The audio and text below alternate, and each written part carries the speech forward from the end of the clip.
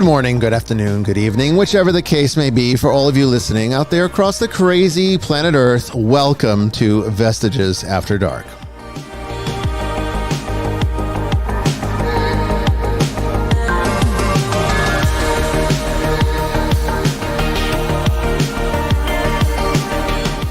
And I am your host, Bishop Bryan, coming to you live from the deep woods of Western Georgia on this March 14th, 2023.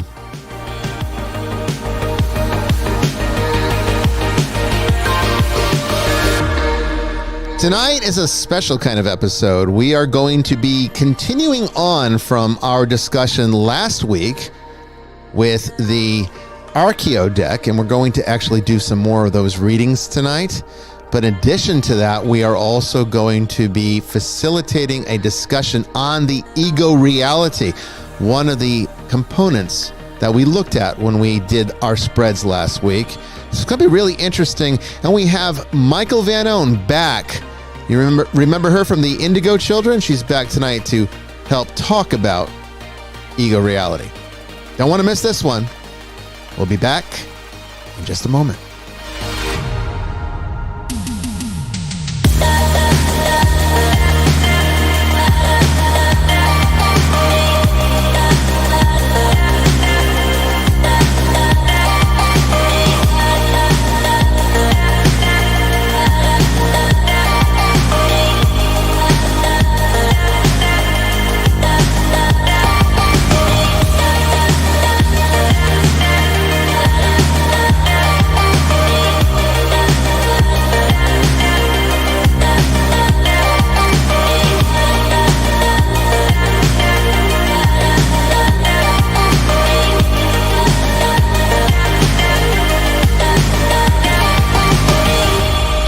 I'll tell you, this has been just a crazy start to tonight's show. It's always something. Always. It's like clockwork. Every single time, I actually start my preparations for this show in the early afternoon.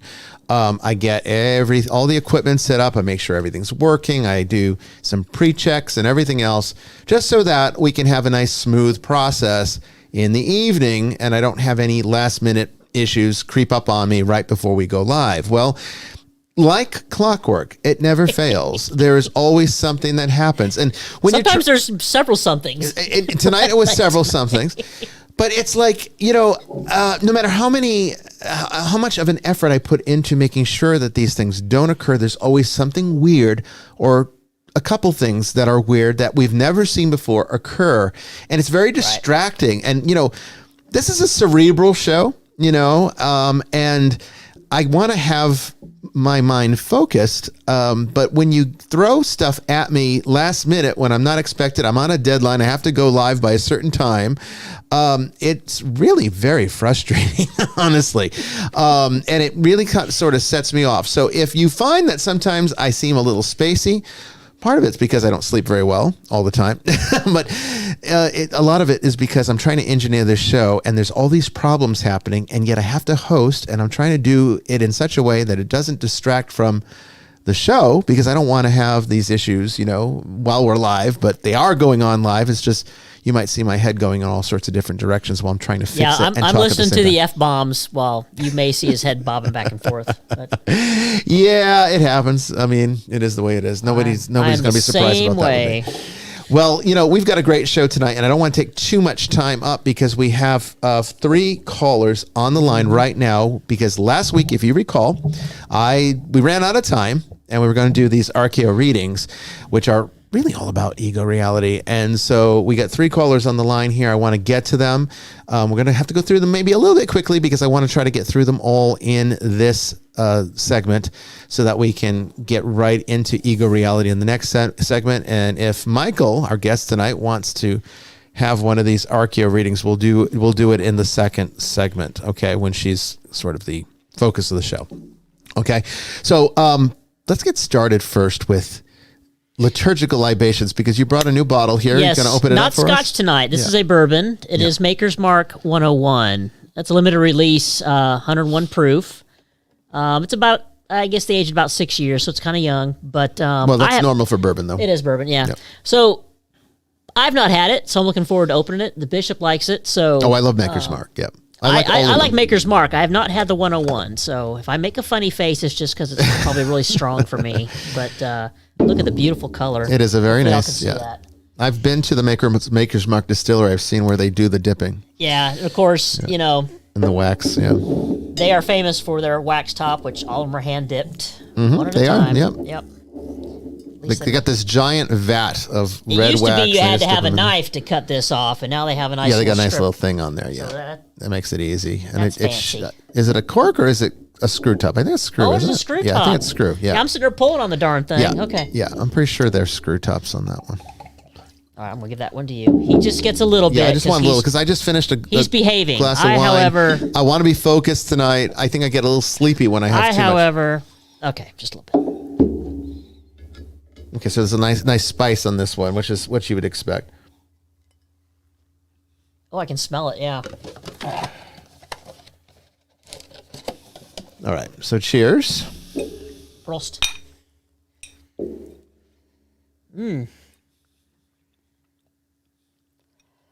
Oh yeah, see, it's like the normal Maker's Mark with just more flavor. I really like that. It is. It's almost like spicy. it's spicy because there's a lot of rye in it. I don't think there's any rye in this. Oh no, there's a lot of rye in this. No, I do taste the rye, Yeah. but I thought it was. It's a bourbon, but they put rye in it. I don't with the think. blend. I don't think there's a lot. It's more than what you'd find in like some of the other bourbons. Woodford Reserve is more corn based. This is spice forward. It's very good. I like it. It is good. Okay, so let's go ahead now and jump right in. I'm going to make some space over here. I'm going to push this over. So I apologize if I'm making a lot of noise on the microphone. I'm not trying to. Move the libations. Yeah, I'm going to move this over here. So I have room to actually take our callers tonight. And this is, like I said, a continuation from last week. So hopefully you saw last week's show, or you at least tuned into it, listened to it. And here's the book. I'm going to leave that with you so that you can do if there's new archetypes, you can read them. And, that's where that went. Your cheat sheet. No, this was the thing that was holding this thing from making noise. And somehow it ended up in there. This is my notes on when I read the book. I did notes so that would be easier to work with. And this is the spread. Okay. So let me go ahead and put this right here. And let's not waste any more time and bring our first. Oh shoot, what is going on here now? Like I said, it's just like nonstop problems. Okay, here we go. All right, let's go ahead and bring the first caller on. This is from Ohio, 440 area code. Hello, Ohio, you're on the air. Hi, Bishop Bryan. Hi, Jamie. It's Tiffany. Tiffany, okay. Hey, so you're our Tiffany, first we caller gotcha. tonight. I'm glad you were able to make it. Tiffany is a student. You've been on this show before. And tonight we are going to look at your archetypes because I know you were one of the ones that called in last time, and there should be two of these. Is there another blank one in there? I think so. Yeah. Okay. Yeah, it's on the bottom here. Go ahead and keep them face up so that I don't get them mixed in. I'm going to just clean this deck a bit just so that we don't have any issues. I got mine in the mail yesterday. I have not opened it yet. Oh, did you? Okay. Mm-hmm.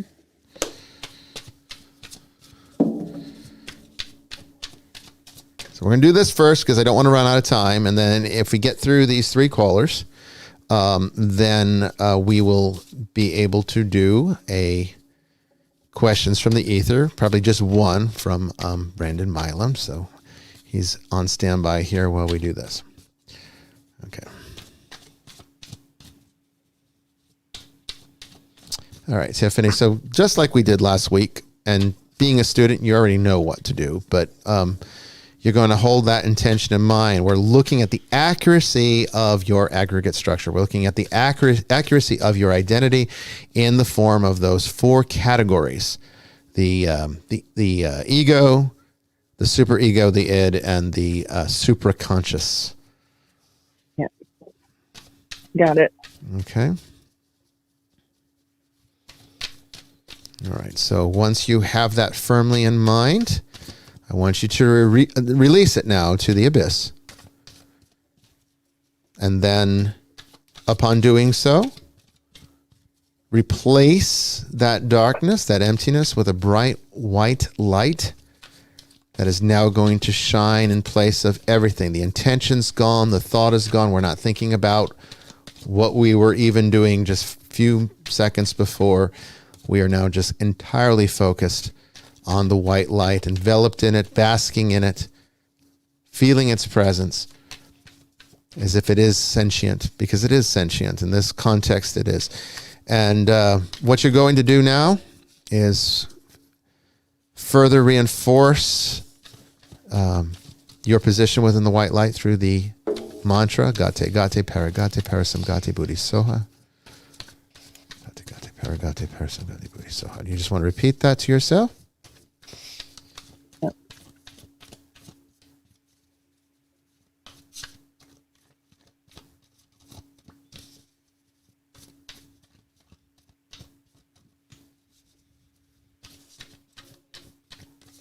Okay, almost there. Here we go.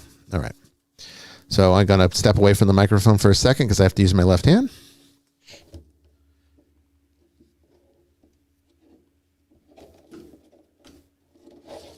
Okay, now I'm going to lay them out here. So here's your ego card. Here is your super ego, your id, and your supra conscious or conscience. Super consciousness. Can you bring the book over? I'm going to put this on top of the book. No, I'm sorry, not the book, the case. And by the way, just for everybody who was fascinated with Nick Bantock's deck that we're using right now, he asked me to mention this, and I couldn't remember the name of it last week, but he is coming out with a new deck this year called The River. Okay, it's called The River. That's coming out. So if you enjoyed this one, you might enjoy that one, and it might be worth going to look for, okay, when it comes out. So I promised him that I'd mention that for his being so nice to let me use the deck tonight as I would see fit. Okay, all right. So Tiffany, you ready for this? I guess I'm ready as I'm ever going to be. Okay, all right, let's do it. Okay, so let's look at the ego first. Okay, so okay, very interesting. You got the Jester. I'm going to switch cameras here. Now this is one we haven't seen. This was not used last week. Let me go ahead and put. No, we see the Trickster, but not the Jester. Yeah, the Jester. Okay, so the Jester. My notes on this is basically this is the Fool in the major arcana of the Standard Tarot. So it literally is a trickster with profound wit, and a philosopher clown is basically what it represents. I mean, I think you resonate with that, don't you? Yeah. Sense of humor. So you remember this, the ego is who you are to yourself. This is who you believe yourself to be. Okay, so Jamie Wolf is now going to read from Nick Bantock's own words what he says about it. The Jester may act like a fool, but he is far from being one. A philosopher clown with an iconic sense of humor, he refuses to be misdirected by the whims of kings. Unlike the puckish trickster, who is dedicated to causing insightful mischief, the Jester takes a wider view of existence. His wit is, at root, profound, and his eyes open to both the grandeur and the futility of existence. So this is of course a person who stands between realms. This is a person who is doesn't really belong to either side of the equation. They kind of forge their own way precariously, of course. And as you know from the Fool in the Standard Tarot deck, there's a certain innocence to it, but there's also a sort of naivety that can be dangerous and risky. Which means that you can have your trust betrayed very frequently because you are a trusting person, and people can definitely, the wrong sort of people can take advantage of that. So that would lead sometimes the Fool into risky, dangerous places. So anybody with this as an ego needs to be very cautious and careful with how they proceed, because you can definitely be misled, sometimes even by your own ego reality, which we're going to be talking about all night tonight. So, but this is old news to you. I think you already knew all this, right? This is not like... For sure. Okay. All right. So it's going to get a little more interesting now. Let's look at the superconscious. So this is who you are to everyone else. This was this is what was infused into you. Okay. Usually through society, through experience. This is the nurture part. I'd say ego is like nature. You know, the whole nature versus nurture thing in psychology. Ego is nature. And super ego is nurture. So this is what's nurtured into you, usually by your parents, but it can be from society. It can be from, a significant person or group of people. This is how society shapes you into becoming. Okay. So it's the Green Man, another new one. Nice. That's not a bad card. It's not. It's one who it's a person who's one with nature and prefers the nature over the synthetic. So this is basically a person that probably because of being burnt by being the jester, you've had to take a more organic, holistic approach to life because you found that some of the things of modern society have failed you. Do you find that to be true? Right. Yeah, I would say so for sure. So this is a natural focus. That's actually a pretty good super ego, I would say. What does Nick Bancock say about it, Jamie? The Green Man is a steward to all that grows in the earth. Part vegetation himself, he is attached to the roots and arteries that join all living things, yet he roams about the land freely. He's a green shadow on the edge of your peripheral vision, insisting that you respect the earth. If you acknowledge his presence, he'll diminish the sense of isolation that has dogged humankind since we declared ourselves outside and above nature. I bet you got bird feeders and stuff, don't you? And plants around the house, do you? I you know what? I actually have. Well, I have a lot of birds around the house, but I used to keep birds in the house. See, yeah. Like I always have cared for animals and stuff. Yeah, and, you're one of my people. Yeah. Yeah. Very nature. Yeah. Yeah. Right. Okay, so let's now so look far, real good. Yeah, not bad. Now we're doing dirty laundry, ain't we? Well, we are the dirty laundry now. We are doing dirty laundry. Going There's in. no question Going in about hot. that. This could be rough. So prepare yourself. Right. It's the Dreamer. Yeah. Not too bad. Not too bad. It's the Dreamer. And this is basically the equivalent to the Star in the Major Arcana. It is about hope and regeneration. So. This is not, I would say this is extraordinary as an id card because the id is completely outside of your control. It's just built into your coding. And you really have to just learn to live with its influences. And so this, again, combined with the Jester makes you, again, a very dreamy, trusting person, very childlike in that respect. Childhood is a very important, sacred thing to you. Right. Go ahead. And I think you all know me well enough to know how that comes across as well. Oh yeah, we do. It's easier to read these things when you already know the person to some degree, and we've met in real life as well. So, So go ahead. I think we covered this last time, but just I'll do a refresher. Do a recap. The Dreamer brings renewed hope, and the dreams he weaves will act as a source of regeneration. He helps you translate your abstract thoughts from image to language and back again. He reminds you that life is alternating phases and that the sun and the moon take turns in lighting the way.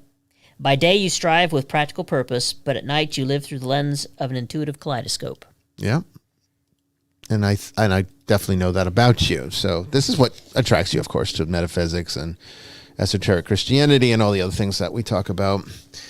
So here we go with your superconscious. So this is what you're in the process of becoming. This is your spiritual direction, which is interesting because this is like Brandon's. I don't remember which one Brandon. Let me bring him on here. Brandon Milam's with us right now. You there, Brandon? I am. Okay, great. You had the eccentric. Which one was that in your spread? That was the ego. Ego. Okay, so this is Brandon's ego. This is your superconscious. So this is your future, kind of. This is your direction. This is the Hanged Man mostly. I mean, not completely, but it's the closest parallel to this in the major arcana is the Hangman.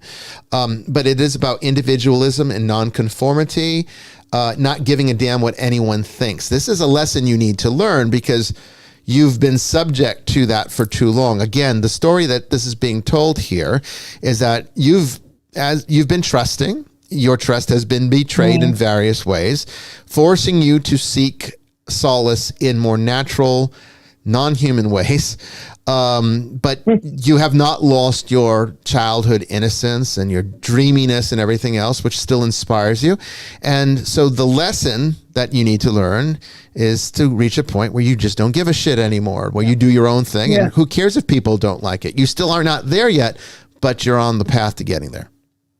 I'd say that is 100% accurate. And I know that, what's funny too is when it comes to the dreamer card, the association with the star, every time I've ever had a tarot reading done, the star always comes out. It's your primal energy, which is actually extremely good primal energy. Because I know sometimes you worry about some of your, I guess the spiritual challenges. Because so much of the work that we do is working on ourselves and having to learn to deal with and notice and identify our spiritual deficits. And you're very conscientious about that. But I think that's because there is so much of this pure energy here. It's a lot like Jamie in a sense that, Jamie's got this tough, exterior and is not really moved very much on the outside, but internally very soft and we're just squishy in the middle. Squishy in the middle. Squishy in the middle. You're a little more squishy than she is in the sense that you've got a lot of this here, but it's actually quite positive. So nothing of concern here. I would say the eccentric is exactly what you need.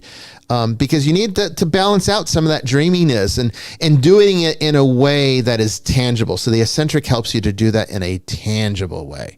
So I'd say that's a damn good reading. And if you are worried about spiritual development and some of those things, don't be, because you're right where you need to be, and you're right on the path to where you should be going.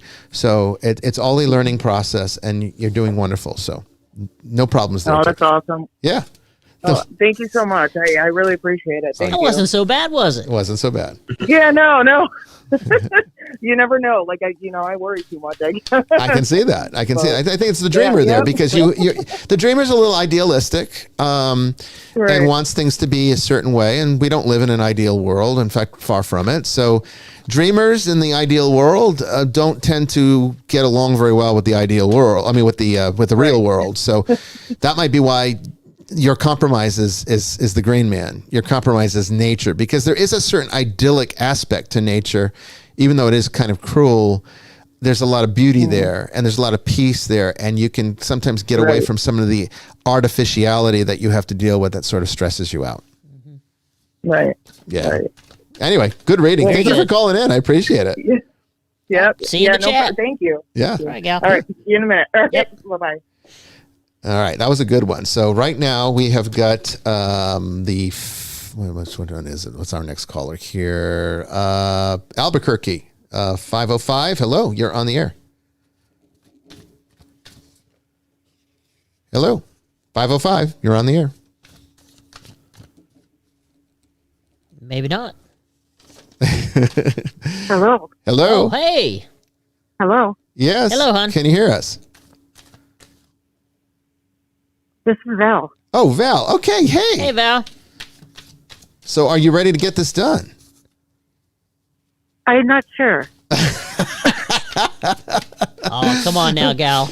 Val is our primary moderator, along with Mystic, who is Danielle. Both are students, by the way. And so, well, I mean, it's up to you. I'm not going to force you to do it. But if you want it done, we can do it. Okay. All right. So you're going to go forward. I'm going for it. Okay. All right. So clear your mind. All right. And clear it of all of your distractions, everything else. Danielle, take over the chat for now so that she doesn't even have to worry about, some trolls or something. And go ahead and put into your mind a very clear intention that you are through the lens of this oracle to be revealed an accurate representation of your true nature, your true concept of self. Because we have to talk in terms of concepts. We can't talk in terms of actualities when it comes to self, because there is no actual self, which we're going to find out later tonight with Michael. But for purposes right now, keep your mind focused on that intent that we're going to get as much accuracy about ourself as much as there is an accurate self. Hold it there. Just hold that intention. Hold it strong in your mind. Okay. And now I want you to release it to the darkness, to the abyss.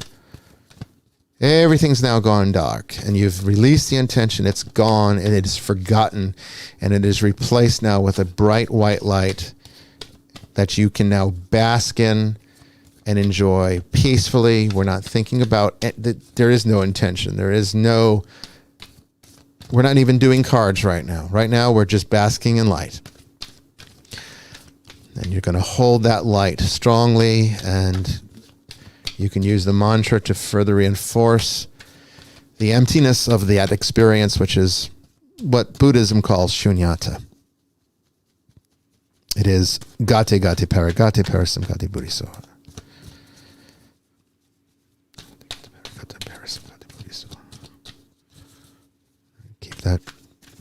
Keep basking in the white light. It's the only thing that matters. It's the only thing to focus on. Just the light.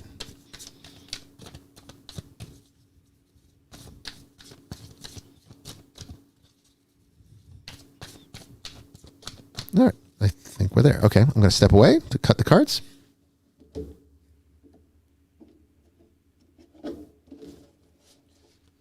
Okay. Let me go ahead and lay them out. So here's your ego. Here is your superego, your id, and your supraconscience, or supraconsciousness. You can refer to it either way. All right. All right, let's look at the first one. So this is the ego. This is the one that should be most familiar, at least to some degree, although sometimes we don't like looking at our egos either. So it can always be a little bit uncomfortable from time to time. But let's take a look here and see what we got. Okay. So it is the Wanderer, and we've seen this one before. I forgot who it was that had I think it was, who was it that had the Wanderer? It is the Chariot in the standard tarot deck. Typically, it is charismatic energy. It's fearless, heroic instincts that create an unwillingness to settle. Okay, let me go ahead and switch the camera so that you guys can see the card more clearly. The Wanderer. The Wanderer. Okay, so this is a person who is a seeker. You're somebody who's searching for something. You're somebody that's moving from place to place, either literally or figuratively.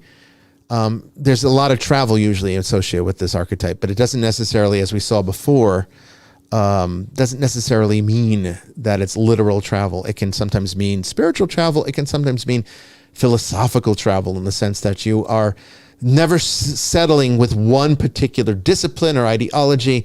You're exploring them all. You're trying to find yourself through the process of seeking and searching.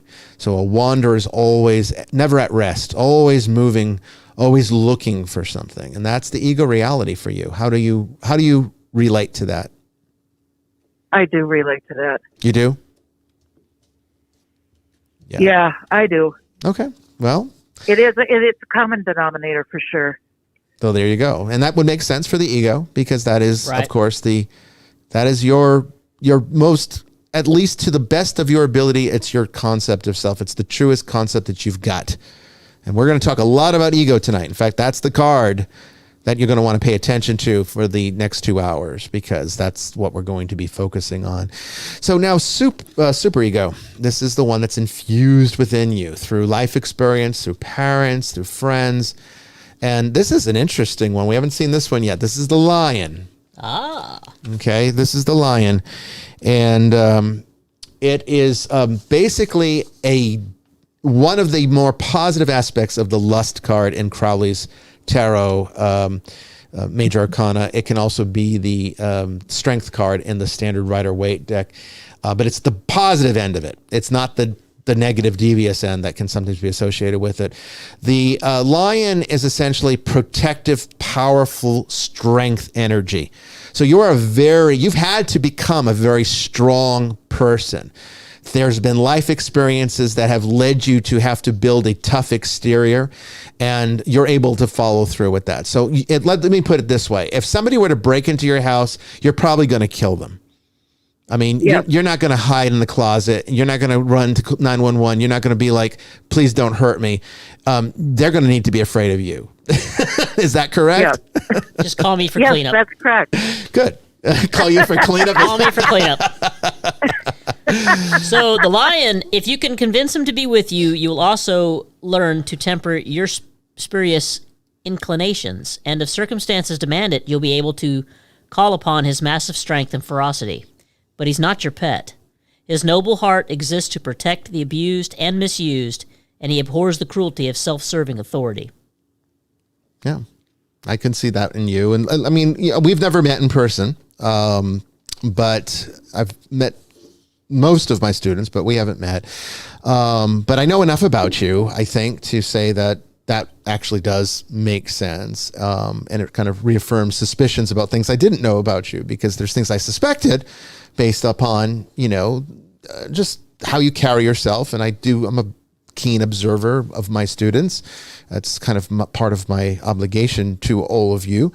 And it is not surprising to me that you had this. This is very good super ego, by the way, because if somebody did try to victimize you in the past, they're never going to do it again. It's like a one and done for you, which is really good, because that's what the kind of person we need to be.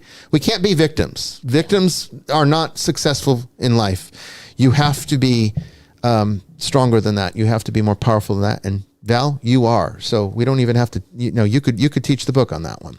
Oh my gosh, here we are again with the id, and it's the eccentric again. These are your students. Yeah, I'm telling you. Well, it doesn't surprise me that my students have this card. Yeah. Not at all. But this is, again, individualism, nonconformity, not giving a damn what anyone thinks. This is your core nature. Everybody can pound sand. So while Tiffany is trying to become this is who you are before you were even born, Val. So you and Tiffany need to hook up so that, you can teach her the ropes and she can get there faster. I think I want to take Val to a biker bar with me. I'm telling you, I think we'd have a good time. She's a little dangerous. Yeah, that's what I'm saying. Yeah, she's a little dangerous. Yeah. This could, depending upon what her super consciousness could go wrong. Let's say. No, just kidding. I don't know. And this is a great one. Your super conscious is fantastic. This is the Illuminator, and the closest one to this is the Hermit. Okay. And it is being connected to fundamental awareness, a strong sense of meaning. This is what you're in the process of becoming. So no surprise that you've become a student, and that you have spent your time being devoted and dedicated to supporting this ministry and seeing value in what this ministry does, because it's predominantly, despite its reputation as being an exorcism group or an exorcism church or deliverance church, as well as I do, the first and foremost aspect of this ministry is teaching the mysteries, right? The mysteries of the faith, not just the theology, but all of the mysteries of that theology. And here it is, the Illuminator. So this is what you're in the process of becoming. This is what you're moving towards. So all of this eccentricity, the wanderer. So it's kind of a nice thing, because the wanderer is looking for something, and this means that you end up finding it. The eccentric is driven to look into places that other people wouldn't look, and you find it. And the lion is courageous enough to actually get there, is not afraid to go there, is not going to be held back by past ideologies or some other thing that you're afraid to explore. You get there. So Val, very good, a fantastic very good reading. This is an extremely good configuration, very good aggregate structure, wonderful energy to work with. These are fantastic and very supportive archetypes for you. I mean, the Wanderer can go either way. And, it's interesting because, I guess who called in? Help me remember. I'm so bad with names on the minute. My friend Jen? No, the guest. Natasha. Natasha, thank you. Gosh, my mind sometimes. Okay, Natasha. She called in, and she had two of these archetypes too. She had the Wanderer, and she had the Illuminator. Yeah, I believe she did. Yeah, she did. Yeah. They were in different places. I think her super ego was the Illuminator, if I remember correctly. And no, her super ego was the Wanderer, and her Illuminator, I think, was the id. I would have to go back and look. But that's either here nor there. What it does represent, though, is a person with high level spiritual functioning, very powerful and very useful. So, outstanding. No need to change, Val. You're well Stay on the right. path. Yep, stay on the path is all I would say. Oh, excellent. Yep. Nothing of concern here at all. The Wanderer can, like I said, the Wanderer can sometimes be of concern based upon what other archetypes it has to interact with, but all of these are very good because basically it indicates the Wanderer finds what she's looking for. Oh, love it. Yeah. Thanks so much for calling in. Thank you. Bye-bye. Bye, ma'am. Bye-bye. Absolutely. All right. So that's Val, our moderator. So you all know her. If you're in the chat room, you know her. So I think there was a lot more people last week. I think only students are calling in now because I'm pretty sure this next one is Joy. Yeah, I'm almost positive this is Joy. Yeah, it should be. Joy, you're on the air. Hi. Hello. How are you tonight? You I'm ready? excited. Are you ready for this? You excited? I'm totally excited. Here we go. All right. So I'm just going to clear You the... practically dared me last week. You know that, right? Oh, well, yeah. I mean, honestly, I'd be surprised, all my students should be doing this. This is a good thing. And I think it's kind of fun to kind of make it part of the show. But you guys, you've been with me for 5 years. You were a student on day one, as was Danielle from last week, our other primary moderator over there. As well as everyone else in the class, that archetypes are the foundation to everything we study. So this is a great way to know more about yourself, to see what you have to work with. And you remember, there's really no such thing as a good or bad reading here. There's just going to be challenges versus flowing. And what we're looking for here is whether or not your archetypes are flowing, or whether or not they're inhibited, or if they're inhibited in some way. And then we need to work towards trying to open them up so that they can work to your best advantage. So the thing is about these, and I probably should have made this clear last week, I'm going to mention it right now. You can't change these archetypes, but that doesn't mean they don't change. Okay. There's archetypes that you can change. You can shift little ones here and there to tweak your aggregate structure to create more benefit to you. But these that we are looking at that make up the foundation to self are not changeable through an act of will. They have to be dealt with, and then they will evolve depending upon how well you deal with them. So they can become your worst enemy, or they can be your best friend, depending upon how you can find a way to relate to them. So hopefully, Joy, your archetypes, as that has been for at least Tiffany and Val so far, hopefully these are archetypes that will flow for you as it did for them. But I mean, I know that your friend Jen last week, she had challenging archetypes. She had ones that would set up inhibitors, didn't want to play nice. And so let's see where you're at. So this is clear now. Same drill, you know how to do it, but I'll just, for the sake of guidance, I'll guide you through it. So hold firmly in your mind your concept of self, your aggregate structure, and you want this oracle to very clearly illustrate to you an accurate representation of the archetypes that make up who you think you are. And we know that there's no essential self, but there is a conventional self, and that's the one we're looking at. And we want to see what's the truest representation of that conventional self. So hold that in your mind. Hold it strong in your mind. That's our intention. That's what we're looking for. Keep it there. Keep it there. Keep that intention. Okay, now we can release it. So go ahead. Let it go into that dark abyss. Now you're in the darkness. The intention is gone. It's forgotten. It's as if it never was. And it's being replaced now with a bright white light that is now shining all around you, illuminating everything around you, illuminating within and without. Every aspect of your nature is now illuminated. Yeah, there you go. I don't need to take you any further. You know what to do. Hold that white light. No distractions, no intentions, no expectations. Everything is just at peace. Everything is still. It's the epitome of stillness. Gati gati paragati parasam gati buddhiso. I think we're there. Yep, we're there. Okay. Stepping away to cut the cards.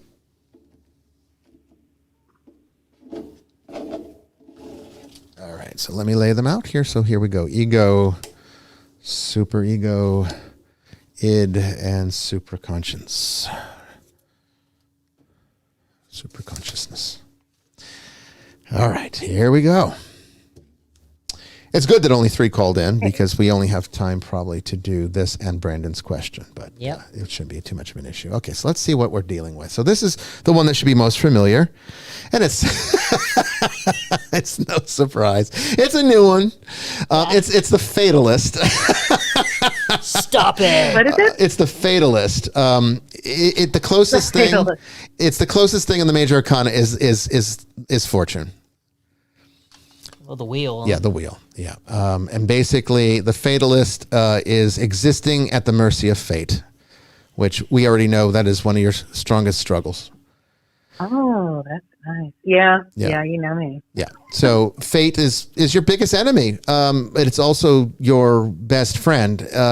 It's kind of like that friend that you wish you could just throw out of your life, but you keep them around because they're you've always known them and you couldn't imagine life without them. But yet at the same time, I mean, look at the image on this card. It's a woman that's just standing precariously while these guys just turn and which way she's going to fall. She's blindfolded. She has no control. And that's how you feel. I know, because you've come on this show and you talked about how you struggle with gaining control or taking control of your life. This is probably why, because this is the ego reality. The good news about ego reality is it's actually the least accurate part of yourself, but it is the one that you identify with the most because it's the one that's the most familiar, but it's actually the one that's the biggest lie. Your id is actually your truest self. Okay, so we'll see where that one is in a minute. But for those of you who are, looking at your readings from last week or trying to understand, remember the ego, and that's what Michael and I are talking about tonight. The ego is the most fictitious part of you, even if it's the one that you're going to be like, oh, that's me. Of course it's you, because it's the one that you've invented the most. But this is one that's going to be a huge challenge. I mean, we're talking like this is one of the most difficult egos to have. And we already knew that. Okay, so go ahead and read from Bantock's readings. Just we get a full The Fatalist brings the gift of acceptance when you are thrown into despair by the slings and arrows of outrageous fortune and cannot find the irony and humor amidst the chaos. When you are in danger of losing your balance and fear you are about to fall, the Fatalist will teach you how best to ride the wheel of fortune with dignity. And that's what I was telling you in class this past week. You know, you're the kind of person that should actually play the lottery. Most people shouldn't even waste their time. Yeah. But you're actually the kind of person. I'm not saying you're going to win or you will win, but it is people with this configuration. I'm the kind of person who could. You're the kind of person that could. You're the kind of person it happens to. So those that will win, it's going to be your breed that actually gets to experience that because it's such an outrageous stroke of fortune. It's so much of an outlier, and the Fatalist lives in the outliers. You don't really know normalcy because all you've ever known were the extremes. And I'd say so. Yeah. So I mean, and just how I grew up is right. part of that too, because I didn't grow up with a normal upbringing. I was raised by a lesbian couple. Yeah. So you already were in the 70s in the South. That was crazy. I mean, that is. I mean, because it wasn't like it is today where people have become used to it. At least they might not like it, but they're at least used to it. Back then, they didn't like it and they weren't used to it. Yeah. Okay, so here we go. Now, this is something. Now, I know that you and Tiffany kind of have resonate in certain ways, and this is why. Because you both have the same super ego. That's the green man. So this is where I knew we would have something in common. and there it is. Well, that makes complete This sense. is where your witchiness comes from. Right. Okay. So Yep. the way you learned to try to deal or reel in that fatalist was to try to gain mastery over and develop a relationship with the natural world. Naturally, witchcraft would be a good place to explore that. And that's what you've done. So, this is not surprising at all. And it also connects you to, of course, the more natural aspects of the divine. So, understanding some of those more primal gods and goddesses is something that is part of your nature. Something that you've become, though. Of course, this is something that was created by the effect of society on your psyche. So this is not, again, we don't make these choices. What people go to for me, when people come to me for stuff, they usually are asking me stuff that is about spiritual, witchy things, metaphysics. That's what they're wanting to come to me for. So that's what other people have put on me. Yeah. Yeah. And that's what it is. And that's why it happens. And so if you're always like wondering, why do people look to me for this? Well, that's why, because you're kind of become an emanation of the Green Man. And as you know about the Green Man is that figure that vomits the cosmos out of his mouth. He spews it forth in a very aggressive and crass way, but it's also beautiful. It's like, because it's like all of this came into being just because. And, then beauty exists just because it can exist. And the Green Man is sort of the architect of that. So it's actually a pretty good super conscious for you. This is where your balance comes from. So if you feel like you're losing your head because of the fatalist, the Green Man can help you get it back on. Well, that's good. Yeah. But let's look at your dirty laundry. You're ready for that? I'm serious about Here we this go, one. dirty This is laundry. the one I'm ready for. Okay, so this is the id. Yeah. No, it's that. Well, no, we've seen it before. Have we? Yeah, I think so. This is actually my super ego. Okay, this is your id. It's the survivor. Oh yeah. That's the survivor. And Hey. That's we accurate. knew this. We knew this because I mean, you despite your hardships, Troy, you never give up. This is pragmatism implemented at all costs so as to survive at all costs. So in your nature, at your base root, you are a survivor. And that's why you're still here. And that's why you haven't given up. And that's why despite all the challenges and things that you've had to deal with, you are able to continue. And this is a fantastic archetype because you know what I'm seeing right now? I'm seeing a balance between the fatalist, because the fatalist is stands. I don't know. Let me see if I can't really get a camera on the table, but maybe if I go to the wide screen, you can kind of see it a little more. Let me probably bring these down. But see, as you can see, the fatalist is right here. And here's your Green Man, and here's your survivor. And they kind of stand as bookending that fatalist. So it's giving you some stability where there is none. So harnessing the survivor. Now, the problem with the survivor is that the survivor doesn't necessarily know how to live. Okay. But the Green Man does. The Green Man is all about life.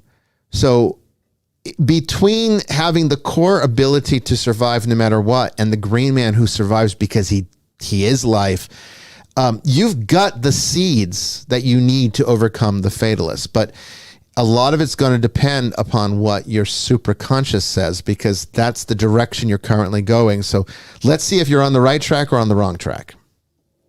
Yeah. All right, so let me pull this one here. Ooh, okay.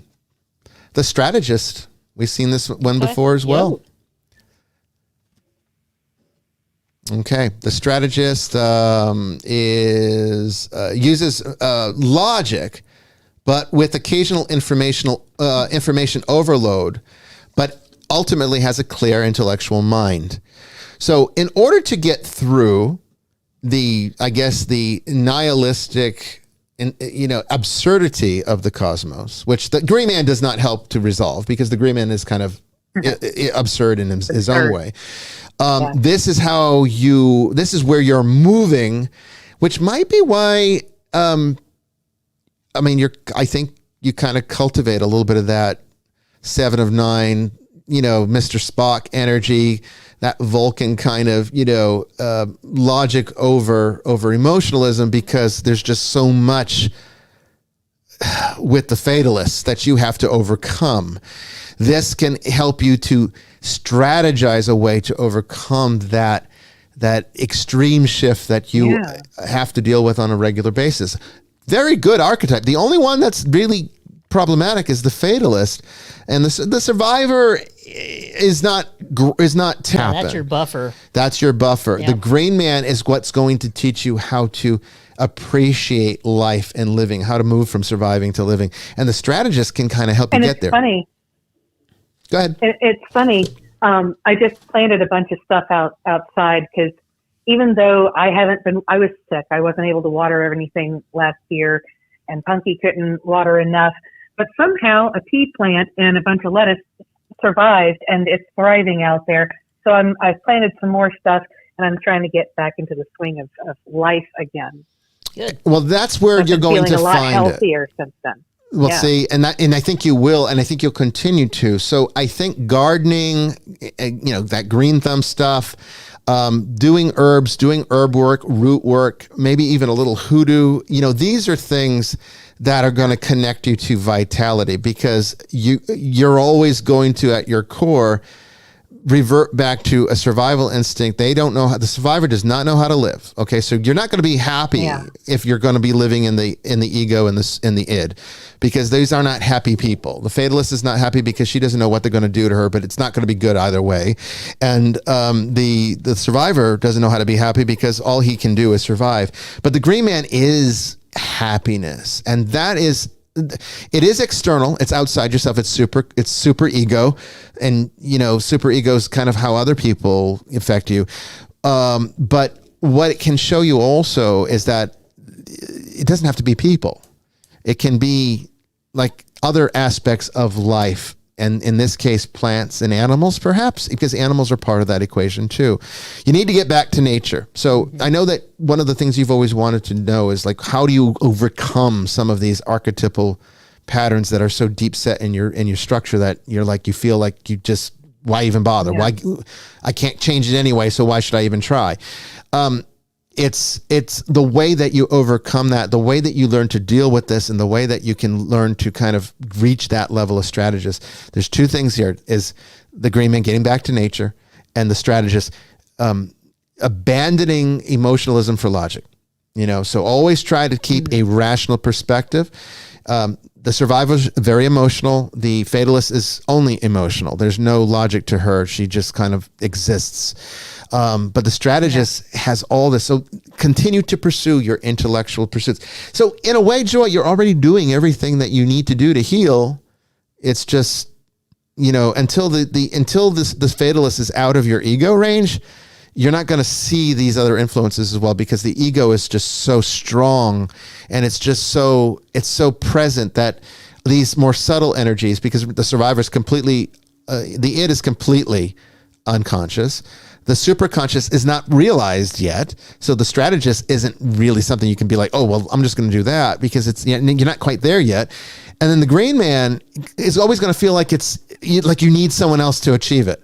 You're always going to feel like you need someone else to get you out of it, but you don't. You just need to align with that natural energy, and that can reconfigure you over time. And I don't think this is a bad reading. I mean, Fatalist is tough, but I mean, for a person that has that, this is like the best reading you can have. I think it's a good gut check for Joy. I think it is. Yeah. So, Yeah. I think it is. I don't think that's too bad at all. So Joy, gives you a good direction. There you go. I don't think this is a bad reading. I'd say it's better than what we had with Jen last week. Jen had a more difficult one than this. I mean, she has more challenges. You have challenges, and the Fatalist is tough in the ego position, but hey, it could have been worse. It could have been the id. I mean, if it was in the id, I mean, good luck. I mean, there'd be nothing you could do, and you wouldn't even know it. It'd be like you'd be constantly being punched in the face by an invisible force. At least the Fatalist is known to you. You know her, and I think you can kind of develop a healthy relationship with her through some of those other strategies. it's a matter of learning how to do that balance. And part of the reason she's blindfolded, I can tell you that the necessary skill to balance while blindfolded it takes a lot of skill. It's very hard to do. I've tried to do that myself.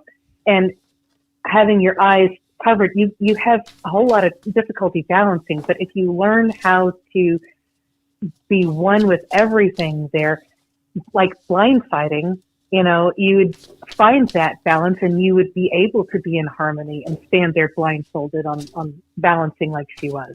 It's Luke And Skywalker it's one of with a those blaster. things where, Sorry to interrupt you. it's one of those things where I know that, there was something problematic causing trouble. I just needed to redirect somehow and identify what it was and where to direct myself. Because that's the big problem is I'm trying to figure out where I'm supposed to be headed next, because everything else fell apart. It's all an illusion. And if nothing matters, then how do I decide what direction I'm going? And that's where the strategist is going to help you when you finally can arrive at that destination, because the strategist makes his own destiny. He's not at the whim of whatever fate tells you have to deal with. The strategist makes his own future.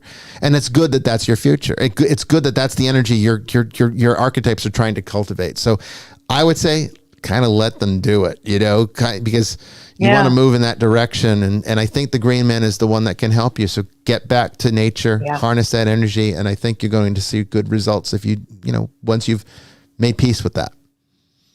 Yeah. Good deal. Sounds good. Yeah. Thanks for calling so in. much. Yeah. I appreciate it. No, thank you. Yeah. All right. So that was a wonderful series of readings. Brandon, we're at the top of the hour, but let's just take a couple extra minutes here. I can kind of push a little bit here. What was the question of the ether for the week? All right, so the question for this week comes from Danielle. Since we are pressed for time, I'm not really going to be able to preface the question. No, go ahead. Go ahead. We can take an extra. We can push it off. I can push the commercials. That's okay. You guys don't see the commercials on YouTube. Commercials. Well, yeah, we do. No. See, on YouTube, you don't get the commercials. But the reason we take these breaks is because the Spreaker, for the audio, the podcast version gets commercials. All right, so here it is. Now these reappearing people I was talking about, I think of them like the agents from the Matrix.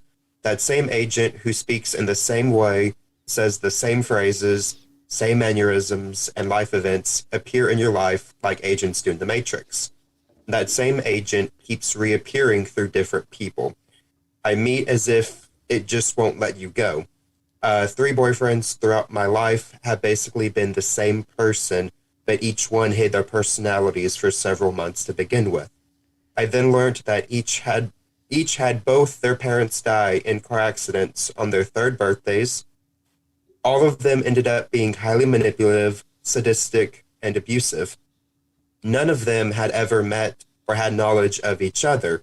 So I guess my question would be, is it possible for a being or spirit to follow you throughout life by inhabiting other living people? Yes, but not in the way that it's being suggested here. This is a very good question for this week because we are talking about archetypes. So the way that is happening, the reason why there's a synchronistic sort of manifestation of these people with very similar traumas manifesting in a very similar way, to the point that it's almost as if she keeps revisiting the same person in 3 different people. And that is because they are harnessing the same archetype, and archetypes at their core nature is really what a spirit is. Okay, so when we talk about spirits, it's not healthy. Well, maybe it's not unhealthy either. It's not helpful. Let's just say that. It's not helpful to see spirits as these ethereal things that are just these invisible creatures that are out there, doing stuff like a ghost or like Casper the Ghost or whatever. They are archetypes that live within us and transcend us as well. They've been here longer than we've been here, and they've always been here, and they'll always be here where we won't be. So they are transcendental spirits that are part of the structure of reality itself. And there's only so many of them that operate at the level of human being. Okay, so there's countless ones that have nothing to do with human beings, but there's only a handful that actually work with human beings. And the tarot is a deck of 78 cards, and basically those 78 cards represent 78 archetypes that deal with the human experience. And so what happens is when people share a common trauma, the same archetype produces that trauma, and the same archetype will attract that trauma and that same energy, because it's all resonant. And if there's something in Danielle that resonates with whatever that archetype is, people that have that archetype are going to be attracted to her.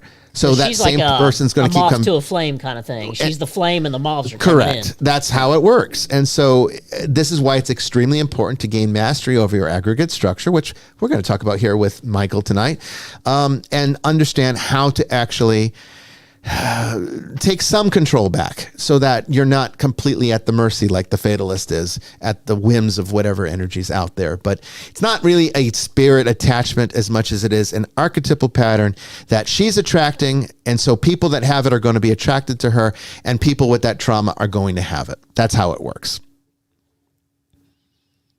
Right, that's a very great answer, because I actually just got this book today. Oh, okay. And one of the things I read was about the law of attraction. There you go. And basically the way you see yourself is what you attract. What you attract. So, if you're a nasty son of a bitch, then guess what? A nasty son of a bitch comes back. But that doesn't mean that Danielle's a nasty son of a bitch. What it means is there's something in her structure that attracts that. So it's probably... It might be something to do more with wanting to correct it than it is with actually being that. So there's two ways to attract energy. You can either be compatible with it because you're like that, or you can be compatible with it because you want to correct that. Either one is not good. You just want to dump that kind of thinking. The only way to correct these kinds of things is to completely eliminate these patterns by not entertaining them, by not engaging with them, and certainly not enabling them. Okay. So Danielle would have to look at what it is within her structure that is causing her to attract that kind of energy, but that's what it is. It's not really a spirit that's like jumping from person to person. That's not how that works. It's an archetype. It is a spirit. It is an archetype, but it's a pervading one. And these spirits are larger than any one person. We share multiple spirits as part of our structure. That's the way reality works, and that's where your consciousness comes from. It's why when you meet someone for the first time, there'll be people where you're like, oh my God, it's like I've known this person all my life. And love at first sight is an example of that. People that fall in love from day one and are always together. My wife and I were that. We met each other and instantly were attracted from the first moments, and here we are, more than 20 years later, and then there's also people that you meet for the first time and you can't stand them, and there's no reason that you feel that way. I mean, it's like, I don't know why I don't like this person. It's the same reason. It's just because there's archetypes that are compatible, archetypes that are incompatible, and we share these same, because there's only 78 of them, give or take some. And 78 might be overkill because the tarot sort of duplicates certain archetypes or emphasizes different characteristics of the same one. So there's only a handful of them. There's only so many to go around, but that combination makes up the human race. So there's going to be archetypes that are familiar, ones that are unfamiliar, ones that you like, ones you don't like, and you're going to attract the ones that have something to do with the archetypes that you yourself possess. So we're going to now take our break here. And when we come back, we've got Mikal Van Oene to talk about the ego reality. So the discussion continues after this. So why is it so hard to let you go? To let you go. So why is it so hard to let you go? To let you go.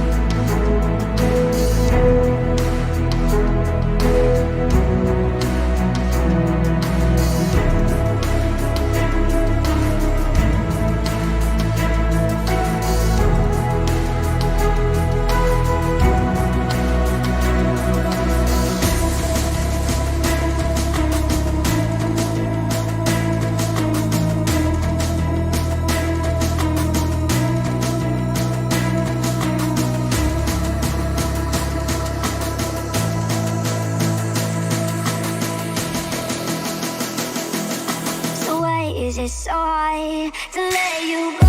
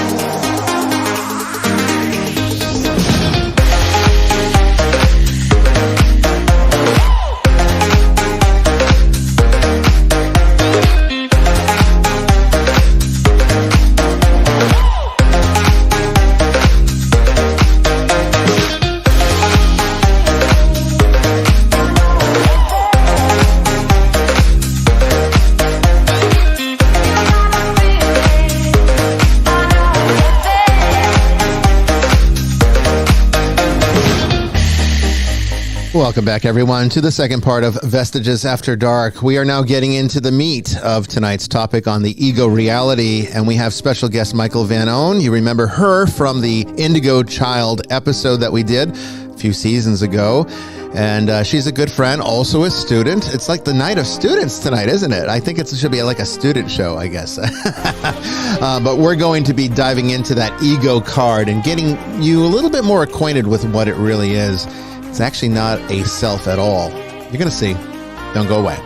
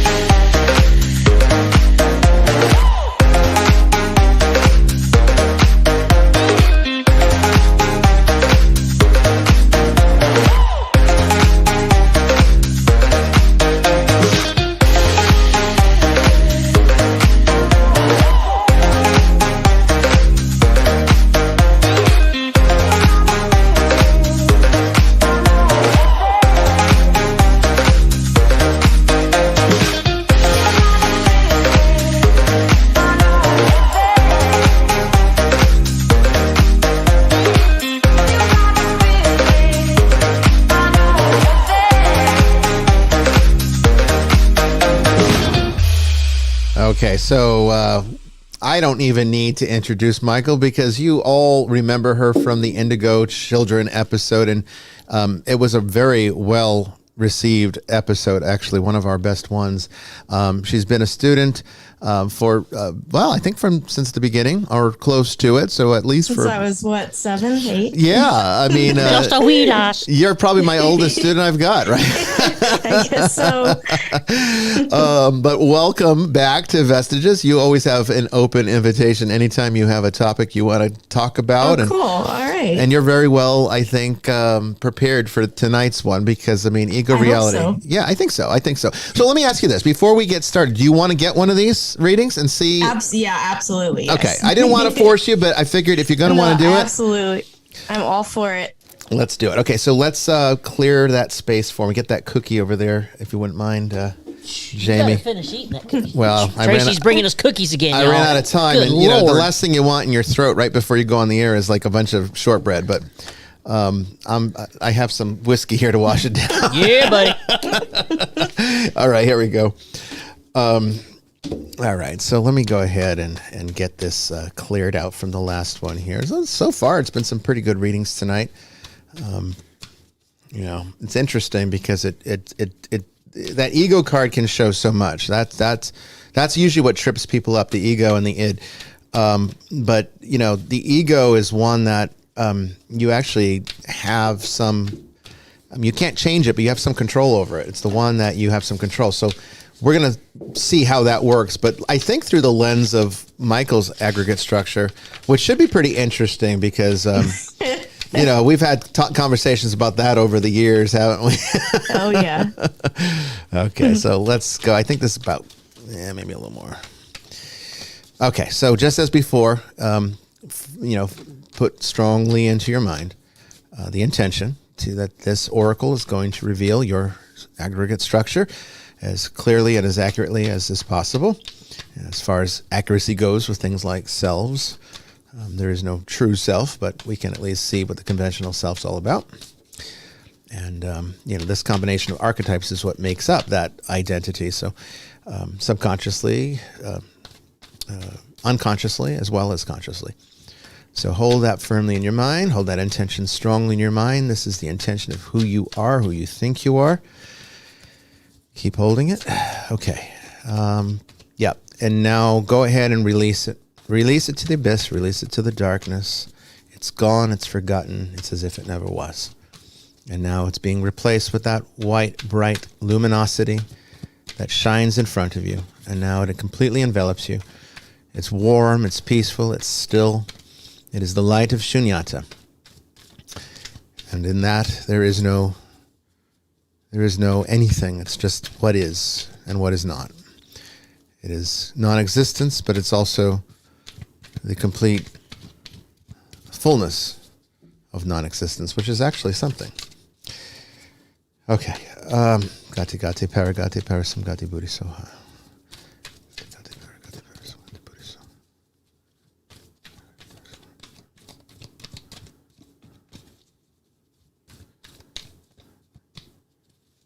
A little more. We just need a little more here. I'm sorry. For those of you who on audio only, you're like, what's going on here? Where's the audio?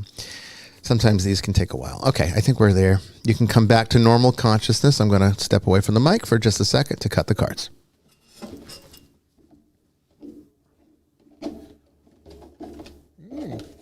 One didn't want to go, so No. that's always interesting. I guess we should maybe take a peek at that one before we're done tonight. But we'll. Yep, Do you have happens it? every time. I with do. me. It's the one underneath. Okay. But it's Yeah, not. It's that- not going to that be part one of. It's not part of her structure, but it's something that That'll is. tie everything together at the end. There's something that's trying to become part of it. So we'll look at that because it's not something that's in your structure, but it's something that's trying to become part of your structure, Huh, okay. or something that's trying to leave your structure. It could be either one. Oh yeah, I mean, I feel that. I think I might know. Well, let's see if it. We'll take a look at it. I'm going to put it over here, and we'll look Okay. at it when we're done here. A bonus card. Yeah, your little bonus card tonight. You get the bonus card. All right, so let's look at your ego. Oh my gosh, it's that damn wanderer again. Oh God, yep. We knew this. We knew this. I mean, it's a struggle, Yeah, the wanderer. It makes sense though because it does. because most or all of your students, myself included, were wandering the universe trying to find answers to questions we have, and no one figure out couldn't who give them we to are you. and- No one could give them to you. I mean, no, you know how I met you. I went through all kinds of different folks trying to find answers, and all of them just didn't know what to tell me. just got to look within. That's all there is. Exactly. I was just gonna say that. Yep. The answers are inside. Yep. I'm just a good facilitator. very I ignorant at don't the know. I time. know nothing. I'm just a really good facilitator. That's all I am. So the wanderer, that doesn't even need to be said anything about that. We No. already knew that. Okay, let's look at your supercard. So this is the one that, this is again how other people, oh my God. Oh man. Oh no. See, I know Michael. I know Michael's know better than life. anybody else I mean, here. yeah, I do. I mean, when did I meet you? Were what, 9, 10? Were you 10? It's somewhere around there. Somewhere 9, I think. 9. Okay, so you're 9 years 9. old. You were young when I met you, so I know your story. And we've never lost touch. But this is really interesting. So your super ego. This is what's been infused into you through society, through family, through usually parents. It's the siren. Well, Which is the negative, one of the negative sides of lust. I'm sorry to interrupt. Go ahead. But my online tags for like Discord and other like Is the online siren? social, it's mermaid. Well, there Mermaid. you go. Yeah. mermaid siren. Yep. Yeah, mermaids are not like Disney here. It's they're Yeah, vicious right. creatures. Yeah, real Be mermaids. kind. You don't want to. Yeah, you're not gonna be singing the No Ariel. So this is basically the siren is it expresses destructive desires, passions, and hedonism. Oh my god. Okay, so Michael, my goodness. well, but if you knew things that she's had to deal with in her life, you'd understand why this is what's been infused. Because one of the things I think that you have struggled with, and that's what we talked about in the last show, is that you were given a foundation that was not necessarily conducive to who you needed to become. No. And And I feel that, every day that's a struggle. Yeah, I mean that's been the story, and I knew it way back then. But I mean, what the hell can I do? I mean, I'm not your parent, so I can't come in here and be like, we're going to make some changes. You feel more like one.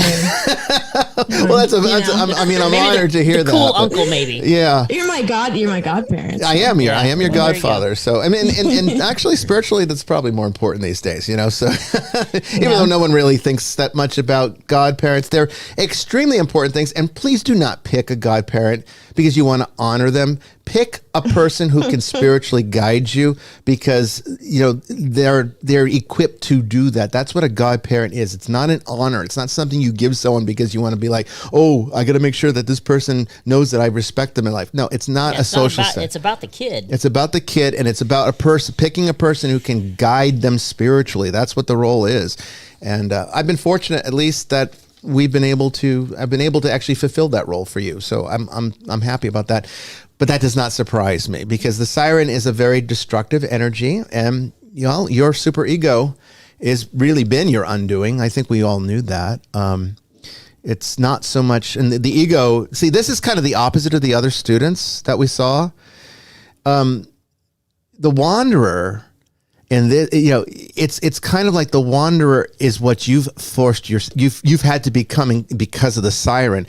Whereas with Joy, it was more the other way around, where it was like she has to become the I'm sorry, Tiffany. Tiffany had the wanderer, right? It was Tiffany that had the wanderer. Hold on, I wrote this down. so. I'll tell you. When you do Joy, so many, Joy didn't have it. Joy didn't have it. It was Tiffany. It was Val. Oh, Val. Val, Okay. okay. Val. I was wrong on both ways. Okay. So Val was the wanderer. That's right. I remember now. Val was the wanderer, but she was having to become, developing off of that. So it's like becoming something different because she was a wanderer. You became a wanderer because of the superego. So it worked in reverse for you. This is not the ego you should probably have. And I'm guessing, I haven't looked yet. In fact, I can show the camera so you can see. See, I have not looked at this card. I still haven't looked at it. It's right here. This is the id. And if I had to guess, I'd say the id is, or maybe it's that missing card. I was going to say, I was going to ask you, you think that wonder. may have something Maybe to do that with... missing card is what my ego should be. It might be. So we know what we're going to do. We're going to play the game. Okay. We're going to put that. This is that card. I'm going to put it underneath your ego card right now, and we'll take a look at that last. But typically what happens is that when a person is forced to develop a different ego because of a super ego influence that is not compatible with them, what ends up happening is it actually diverts to the id. So the id is probably going to show us something about that too. But because there was that card that just didn't want to stay, I'm wondering if that's the true ego. So we're going to see in a minute. But let's take a look at your dirty laundry, because this is the official one. And what is this here? Oh my goodness, the Awakener. This is a new one we haven't seen. So Jamie, you're going to have to read this one. Yep. Actually, did you read the siren? I did not, but I can. Go ahead and read the siren before we read that one, because that's new ones. That's new ones too for people. I'm getting a little ahead of myself. I'm excited right now. The siren is a femme fatale calling to you from the rocks. The femme fatale. But if you pass beyond her jagged shoreline, she is far more. She provides you with the opportunity to examine your destructive desires. And if you permit her, she will teach you the art of directing your passions away from hedonism and towards a loving union. There you go. So it's remember, the archetype is not the problem. The archetype is what you've had to deal with and resonate with. And right. I don't think anyone can really resonate with the siren in a healthy way.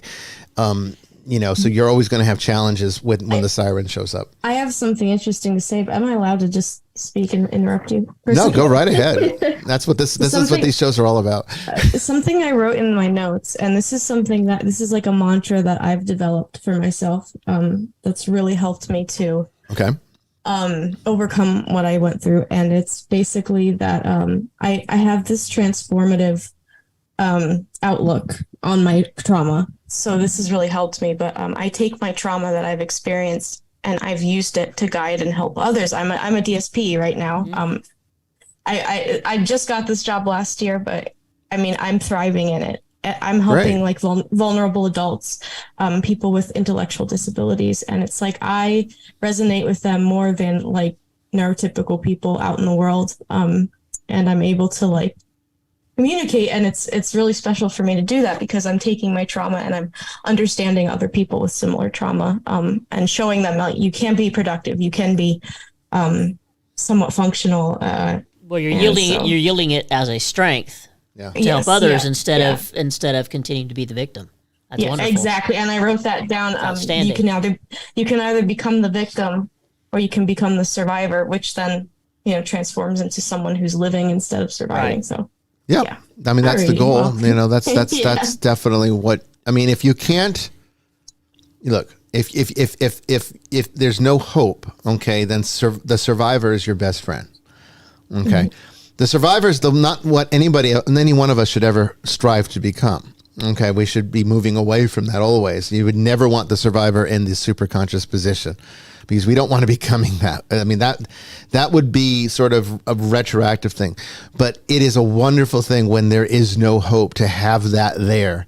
So the best position for the survivor is the id. And Joy had that. That I do remember. Right. Which is like the best way that can be presented because subconsciously they'll make it. Even if they feel like, even if their ego's telling them that there's no point, I'm just give up, the id won't let them. And that's what keeps them alive, and that's what keeps them kicking, and that's what keeps them working to the point that one day they actually do succeed. It might not be the way they want to, but at least they get there. And it's not really about the journey. People say it's not the destination, it's about the journey. No, that's bullshit. It is the destination. The journey does not matter. The journey could be miserable, and it usually is, but as long as you arrive, that's all that matters. As long as you arrive, doesn't matter how hard it was, how long it took you. You got there. That's what matters. I mean, who cares if your goal is to learn to play the piano? It's not healthy to go into it with this idea that I'm going to be the master pianist next month. No, I mean, if you're really talented, maybe it might take you only a couple years to get that good. Possibly, that is possible.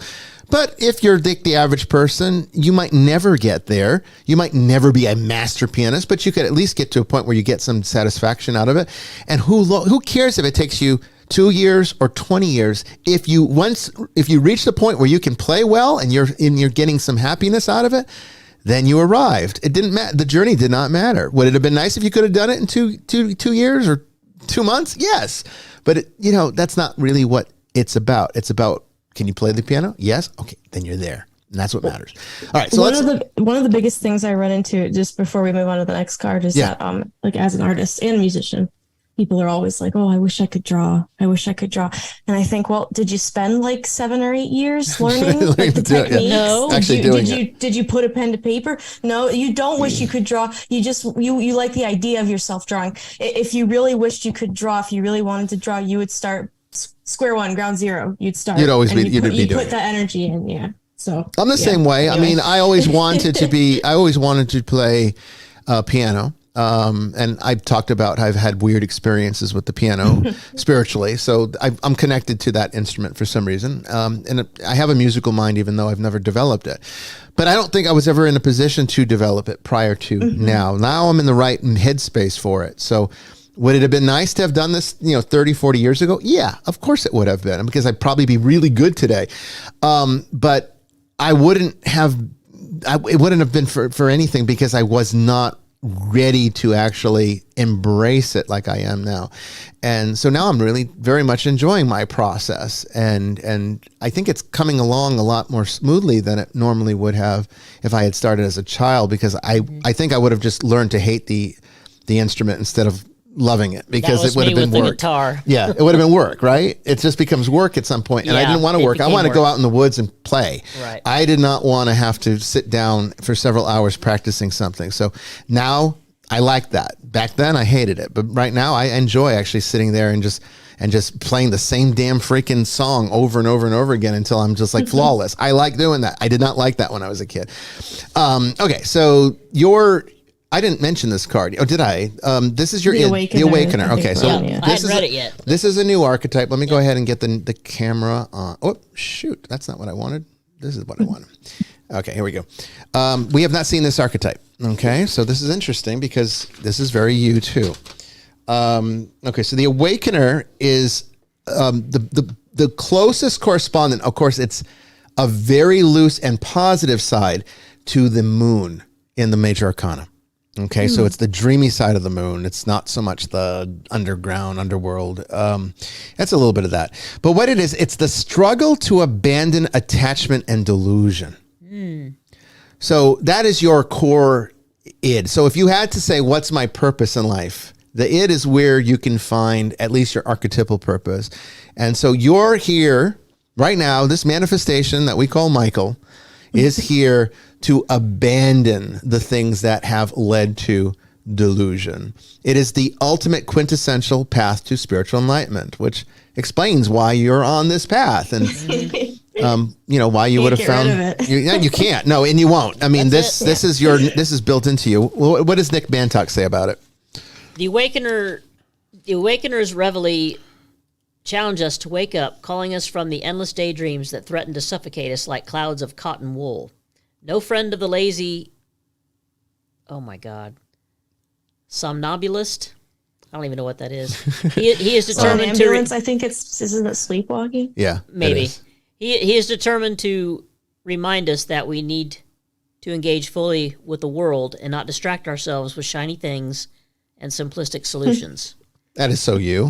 Yeah. Yeah. The shiny things. Yep. And this also, it holds true to what I was saying earlier, is that this would have been more freely realized in your life. It wouldn't have been relegated to the realm of the unconscious for you. It would have been a conscious part of your reality if it had not been for that siren influence that was extremely shattering to your development, spiritually development. It happens. I mean, there's no one to blame. There's no one that you can start pointing fingers at people in your life for why weren't you there for this, and why didn't you do this way? You don't blame people for it. It's the energy. So no matter what you would have encountered, no matter who you would have met in your life, you still would have had to deal with this siren because she transcends them all. And if it wouldn't have been the people in your life that you did know, it would have been a whole other group of people that would have been just like it. Yeah. Kind of like what we were talking about with Danielle's question. Archetypal resonance it's like attracts like. So you're always going to there's always going to be players that take on these roles, these characters in your life. And the siren is part of you now. It's always been part of you. So it's kind of something you would have had to deal with anyway. It might not have been just like this, but it was, and this is what you have. And we'll see what this alternate ego card is. We're going to call this one the alter ego. There you go. All right. So let's look first at the superconscious before we look at the alter ego. All right. And that's not bad dirty laundry. I mean, the Awakener's not bad dirty laundry at all. All right. So I haven't looked at this. Let's see. Okay. Oh, goodness gracious. This is an interesting spiritual superconscious. Okay. We're going to have to talk about this one. Okay. It's the hypocrite. It's the hypocrite. This is the dark side of the Hierophant. Okay. So is it do as I say, not as I do? Yeah. Yeah. It's kind of like, and it's a bishop that's kind of like this monkey bishop who's like, he's funny. Yeah. So it's two-faced, cynical, manipulative, but also powerful controller. So I want to talk to you about this one because things are not as they appear, particularly when it is a manifestation of the superconscious. But anytime it's a problematic archetype in that position, there's always more that meets the eye. And this is one of those times. So let's talk a little bit about this. Okay. So cynicism. Okay, two-faced I'm not worried about. Okay, there might be a little bit of that because I think sometimes to make life easier, sometimes it might be easier to just create different personas to deal with the different people than it is to just simply be yourself and have to deal with the consequences of being yourself. I think we already know that. I think all of us know that lesson to some degree. So, of course, there's going to be people in your life that you modify your personality for just to make interacting with them easier. Your masks. It's a mask, yes. Yeah. But what we don't want is to become those masks. Right. And this one puts you in danger of that. Okay, because if you have to play that game for so long because the siren is just so overwhelming. And remember, the siren is a seductress. She sings her song, and it's not just about, horny men at sea, okay? It's about all of us. We're seduced by her song, okay? And the destructive side, it's kind of the Yetzer Hara. It's the inclination to do the wrong thing, all right? So she's there trying to sing you into a seductive path to destruction, and he's kind of there being like, yeah, it's good, isn't it? So I think what it's showing here is that you are in a life that is absolutely not conducive to what is the most spiritually healthy thing for you. And we know this already to a degree. We talked about that last time on this show, so it's not surprising here. So that's what it's really referring to there with the two faces, that it's basically saying you're putting on masks to be able to cope within certain situations, to maintain peace and sometimes sanity. I might have a drawing of. I think I showed you this drawing. I don't know. Did it look like that? It was a big swirly colorful thing, and then like a little tube that goes into like a little point, and it was kind of how I feel like I'm grabbing things from this giant, messy, colorful thing above me and just like taking pieces and smashing them together for whatever situation I'm in. So well, and that's where the caution is. Okay. So the risk, the danger you're in is that because of the siren and its destructive tendencies, that means that you have a tendency, there's a proclivity within you to choose destructive paths. Okay. And the hypocrite is kind of like sort of enabling you to do that, because that superconscious is basically saying it's okay because I say it's okay. And that's where you get into the next aspect of this one, which is the cynical, manipulative aspects of it. Cynicism is almost the natural result of being immersed in destructiveness. So when you've got nothing but destructiveness around you, when all you know is destruction, then of course you're going to have a negative outlook, and you're going to be cynical about it. Okay. And so you could lose hope very easily under this influence. That's one of the risks. And because this is something that's in sort of your state of becoming, it is a process that you need to kind of nip in the bud now by getting back to your id. Ironically, your id is your savior here, because the wander is going to just keep you moving around and just trying different things and hoping that something sticks. And if it's only for a time, who cares? At least it worked for now. The siren's always going to be leading you astray.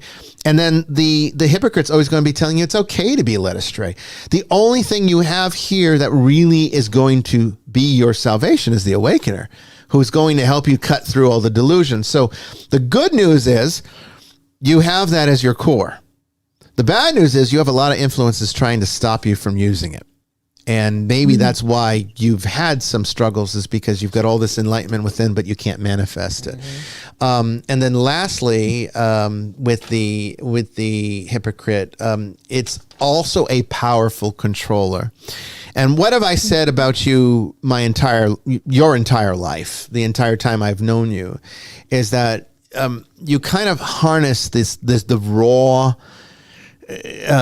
the barbello is what it's referred to in Gnostic cosmology, but you kind of harness that raw energy of creation, but you don't really have the means to actually use it, so it just goes into all sorts of crazy directions.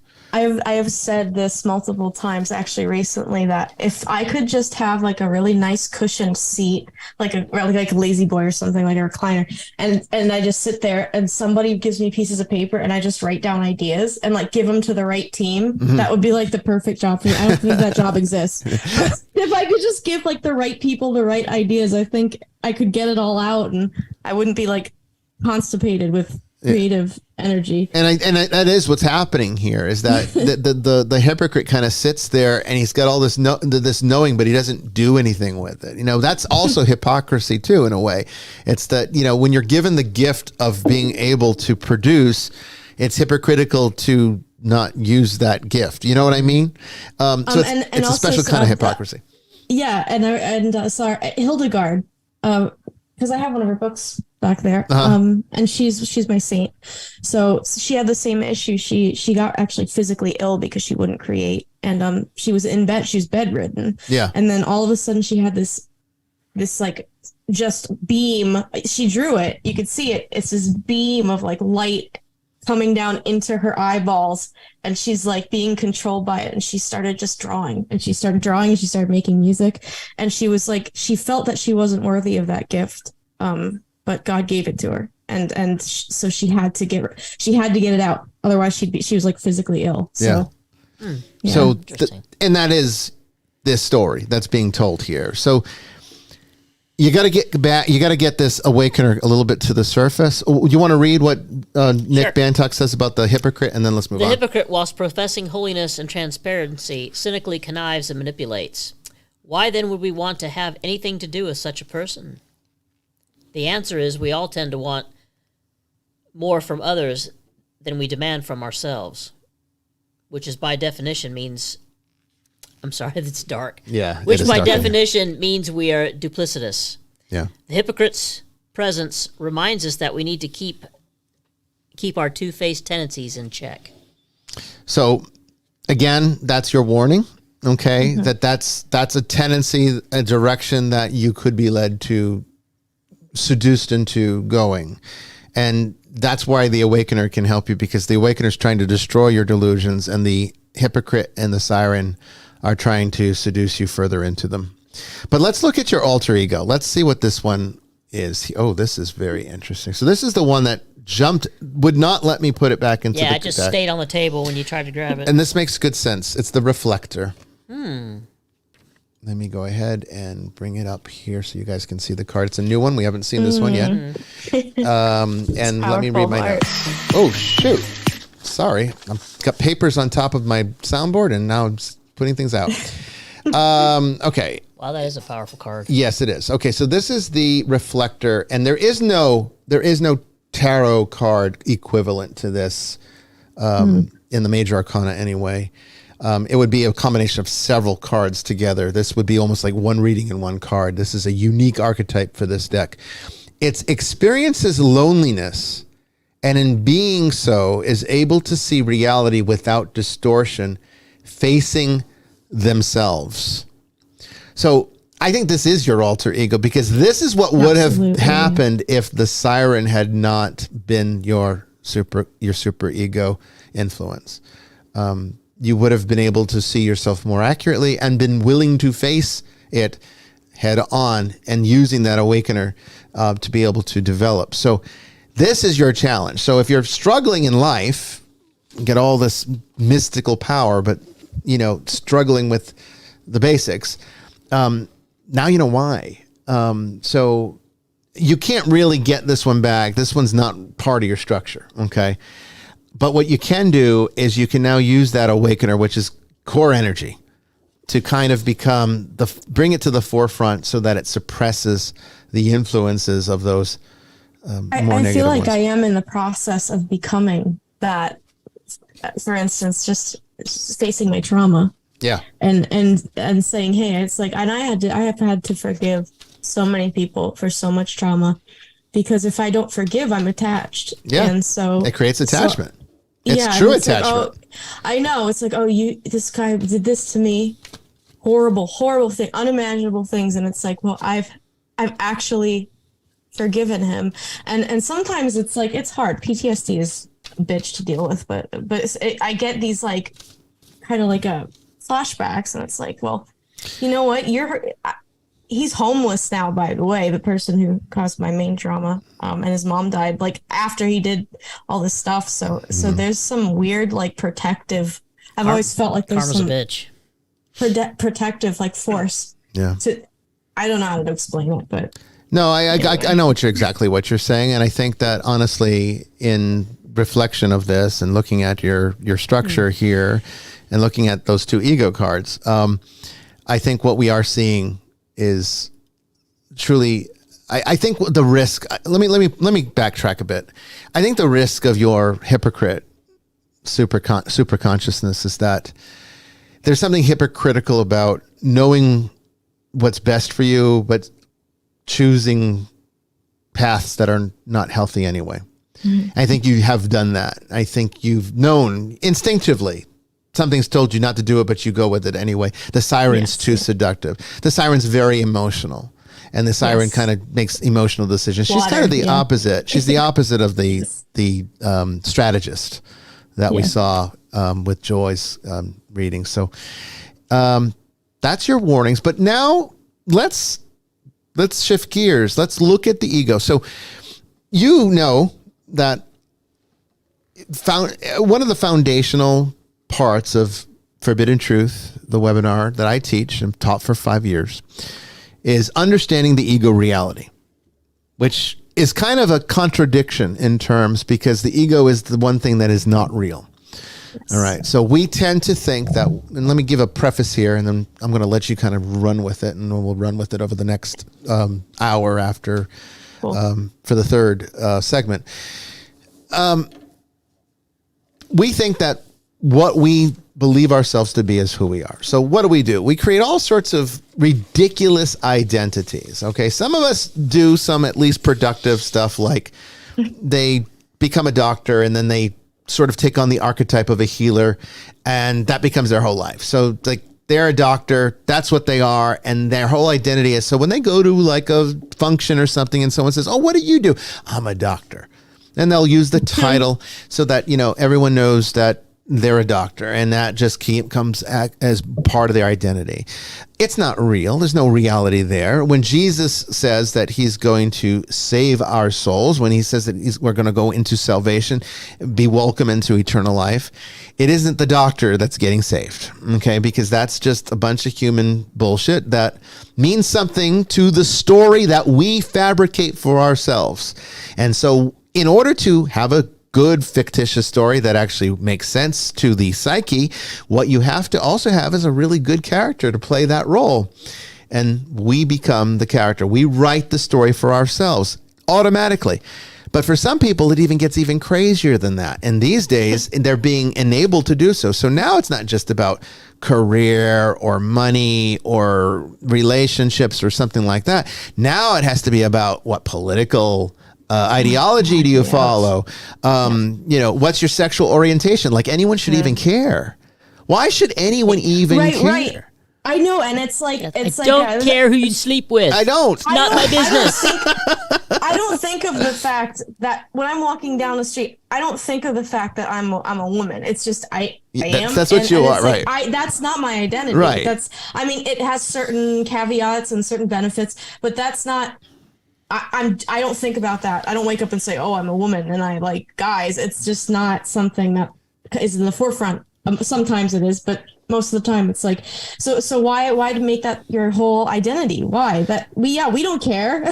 We don't care. I don't care what people do, and that's the thing. It's like I don't advertise my heterosexuality. I'm not always obsessing over it, and I don't obsess over being a man. I think this whole what's your pronouns thing, and all of this craze with having to have a category for every possible designation that you can create for sexual identity, gender identity, whatever is not healthy at any level, because it's diminishing to the true nature of the person. And ultimately what it says is that it's a problem with your self-esteem, and you have to create some alternative because you're not happy with the way you are, and you have been taught that it's not okay to be who you are. You have to go create something even better because there's something wrong with you. And I have a problem with that. And people think it's like, "Oh no, you're borderlining on some kind of like homophobia or something." No, not at all. The complete opposite of it. In fact, what I'm trying to say is, if you're truly homosexual, or if you're truly, if you're a woman and you truly feel like you're a man, then you're doing yourself an injustice by having to adopt a category to acknowledge it and want to get some kind of validation from the rest of us. You don't need our validation. All you need is your own. Just be authentic. Yeah. And that's I have a very close friend who's a homosexual, and I love him. He doesn't talk about, he just is. He went to school. He did what he wanted to do. He's very successful. He's a doctor now, funny enough. And it's not a thing. It's just, he's a person who likes guys, and he's a guy, and that's that. And it's like, we just talk like friends, and it's not like at the forefront of his personality. So that's, to me, is like authentic. That's an authentic expression. It is authentic. And I think that ultimately what it comes down to is that I think what really people want is, out of ego, right, is to be accepted. Okay, so ego is an expression of trying to create some way of dealing with our shared mutual absurdity that we call reality by trying to create consistencies that are acceptable. So really what it is, it's about a sense of belonging. And because now church is like the bad guy, church is evil, religion is evil. So where people used to get belonging before, you're not allowed to do that. Your generation, Michael's being taught that it's like the worst thing. Yeah.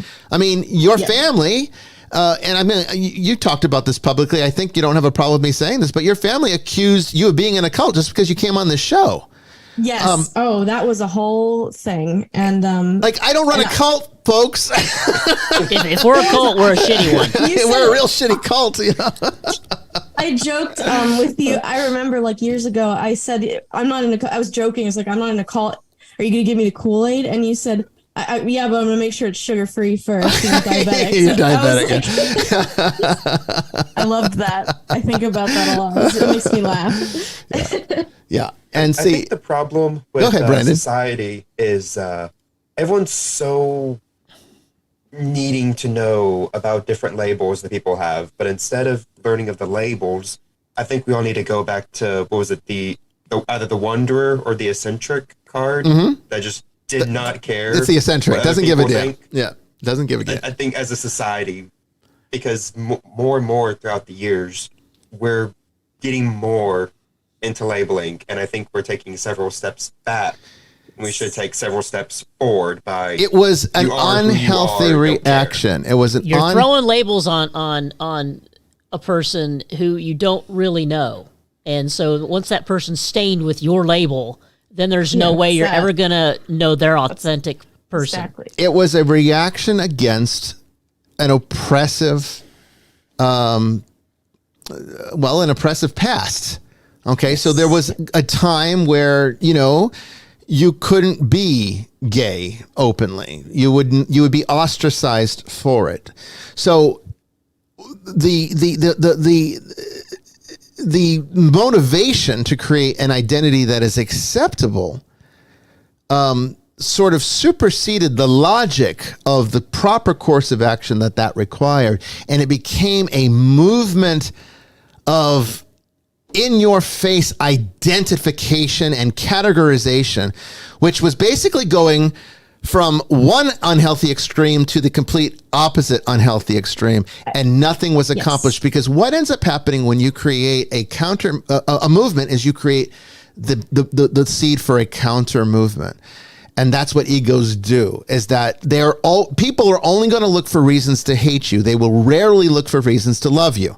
This is why Jesus is constantly teaching us about loving one another and forgiving one another, and why that's so important, why church and community is so important, because we can't achieve that in our nature. Our nature is to pick people apart and find everything that's wrong with them. And if you get something strange about you, like being gay in the 1960s, for example, or maybe even the 50s, let's go back to when it was really closeted, the 1950s, 1940s, you could not talk about it.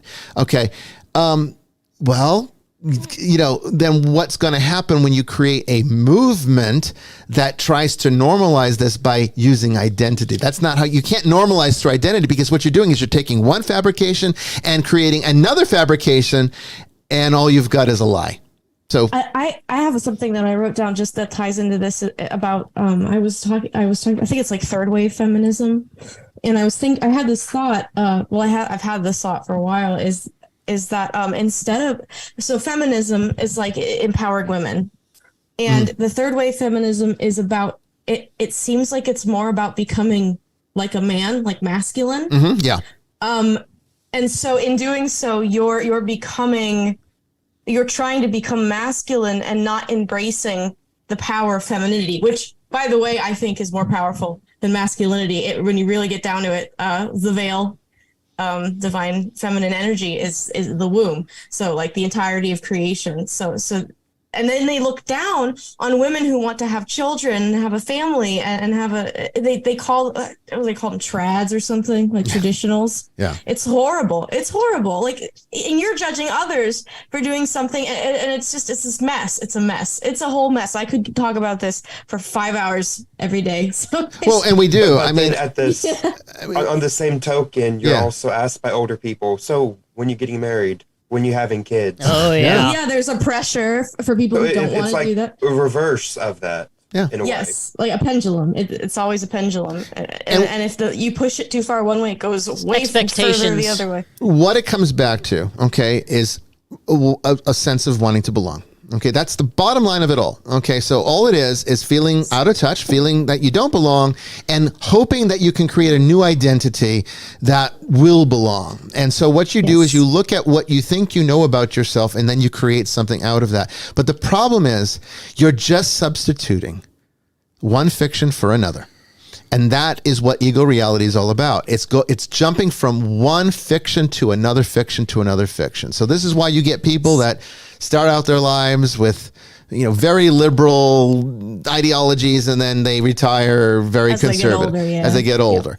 That doesn't always Higher happen. yeah. It doesn't always happen, but it is a common trend to see. Yes. And if there was anything enduring or real about it, it couldn't change, because the only things, what is real in let me backtrack. Okay, what is authentic is always equal to what is enduring. They're always the same thing. So if something's authentic, it will always be. Anything that is short-lived, anything that does not last, is not real. It's fleeting. It doesn't have any intrinsic reality. And that's the problem with identities. And that's the problem with creating categories for yourself. You're limiting yourself, and it might be well motivated, because who doesn't want to belong? Being functional in society kind of depends upon a sense of belonging. And we're apes. We are apes. Yes. And we can't escape that for now.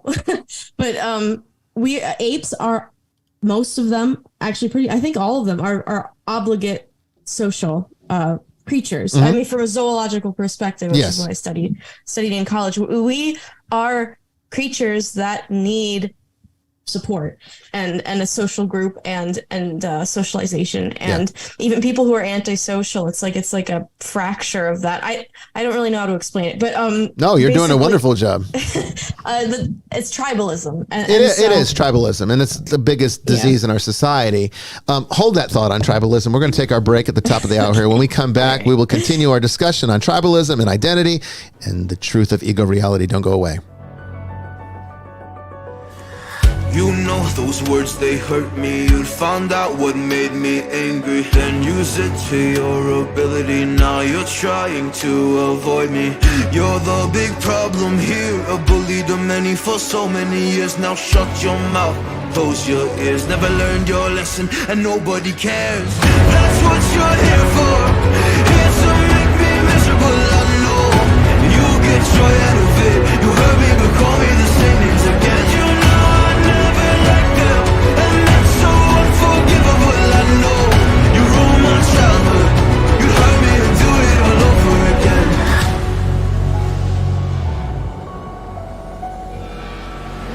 You ruined my childhood. You hurt me and do it all over again.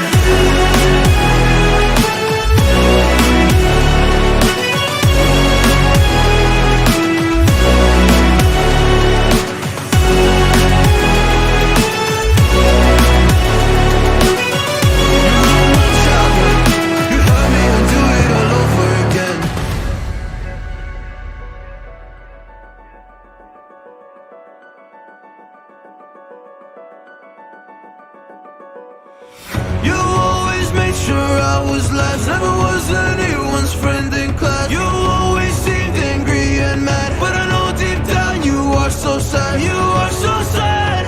Happy people don't do shit like that. So stop dragging me down.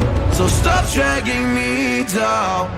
That's what you're here for, here to make me miserable. I know you get joy out of it. You hurt me but call me the same names again. You know I never liked them, and that's so unforgivable. I know you ruined my childhood. You hurt me and do it all over again.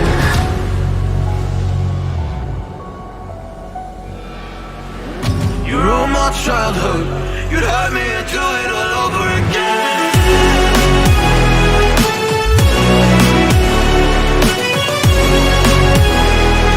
You hurt me and do it all over again.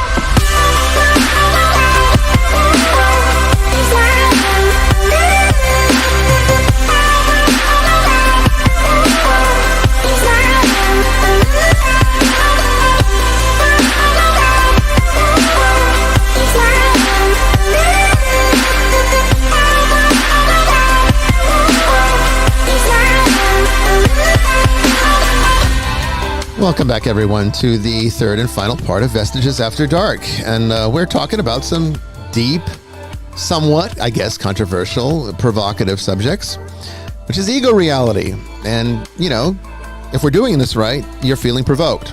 And that's the point of this, so that you can see your ego and be forced to face it. Because if you're offended by anything I've said tonight, it's because the fabrication of your reality is superseding the truth of your reality.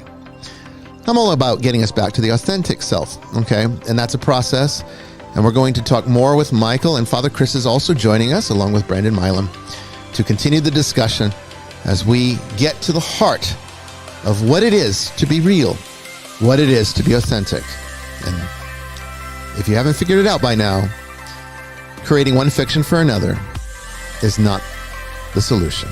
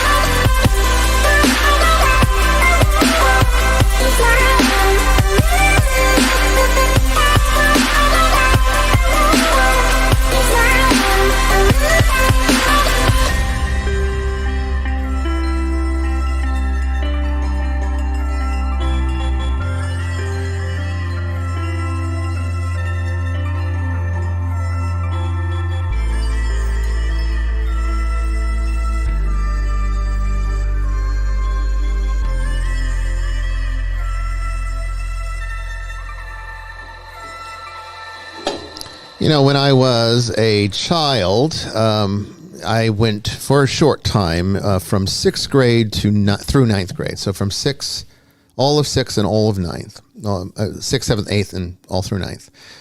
I went to a Roman Catholic school. Okay. And one of the things that would happen in Roman Catholic schools is that once a year, a local priest from the diocese would come to talk to the entire student body about vocations. And they talk about, you know, what it's like to be a priest and try to encourage kids to start thinking about being a priest. Okay. And it was truly the laughing stock of the year for the entire student body, because we would all listen to this dorky guy talk about, you know, God in the most basic, cliched way that you could possibly imagine. And the least cool thing you could possibly do when you're a middle schooler, okay, you're dealing with your hormones, you're dealing with puberty.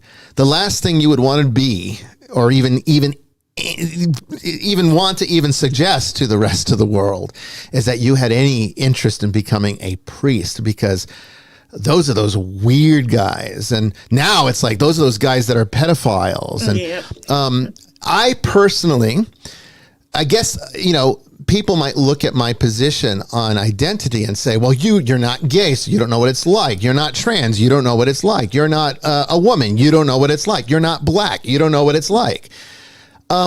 But I know what it's like. It's just, being a priest is just not a protected part of society. They want to encourage hatred towards religion. Okay. And so I've fully embraced this without identity. Okay. I mean, of course, I can't get past the archetype. You see me on TV. I dress in uniform. When it's mass, I dress appropriately, and clerics. And you can't get past that archetype. Okay.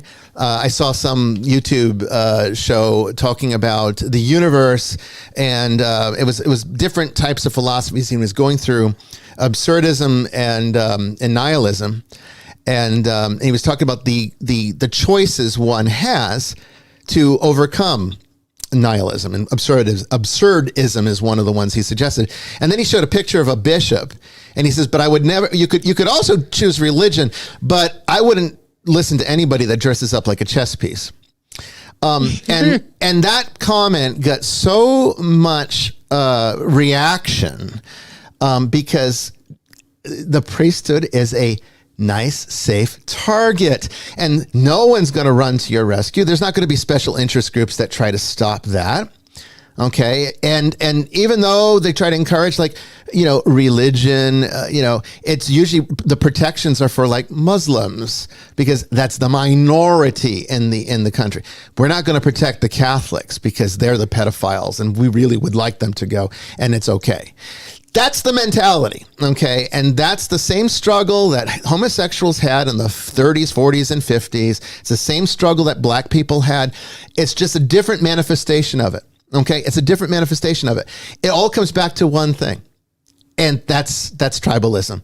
And when we left off, we were talking about tribalism, because what it comes down to is that society decides at certain indications. And there was a time in the past where if you weren't Catholic, then you were in the out group. Yep. Okay. And then they kill you.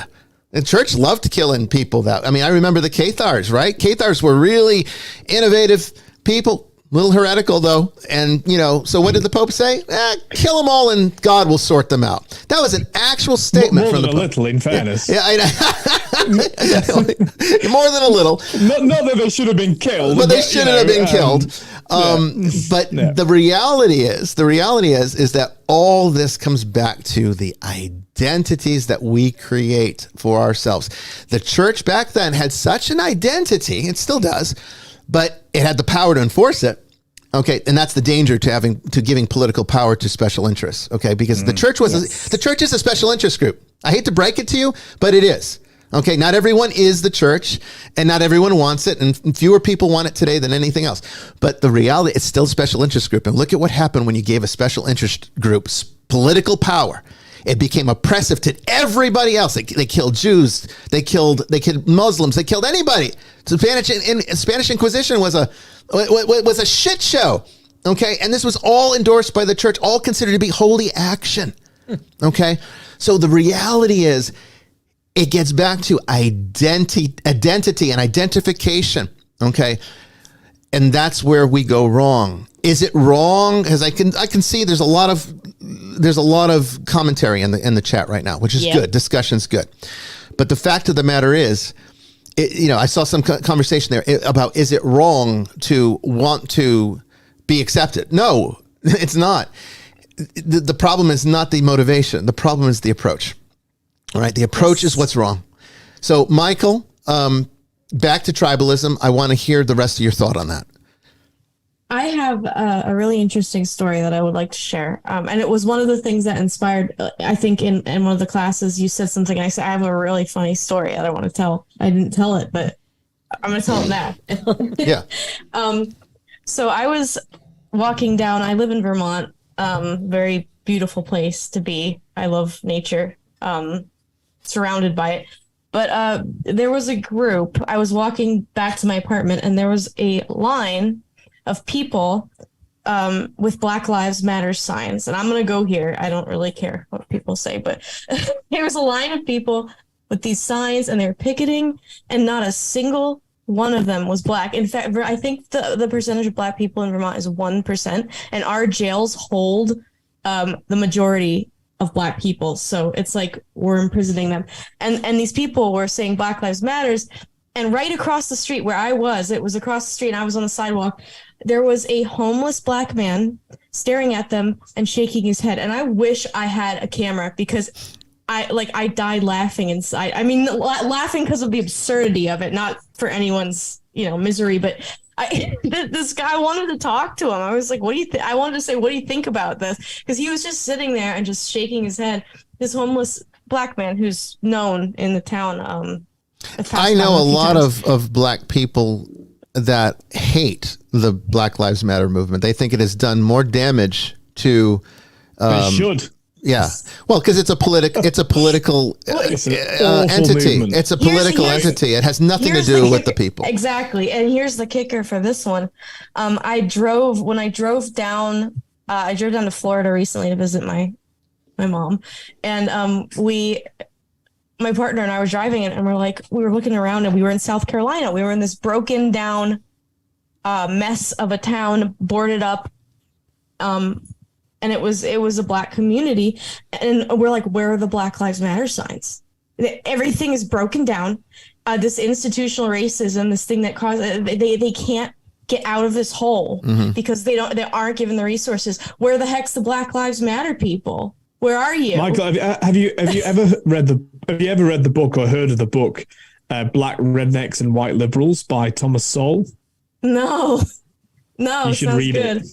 Okay. Yeah, I mean, so Thomas Sowell is probably the most. Well, yeah. You love Thomas Sowell. The most famous. Black. You love that guy. I mean, Thomas Sowell is the man. Yeah. I mean, what is Black rednecks and white liberals. Okay, thank you. Because I don't know. Morgan Freeman is what white liberals do. Yes. Morgan's on the list too, but Thomas Sowell's he's so damn intelligent.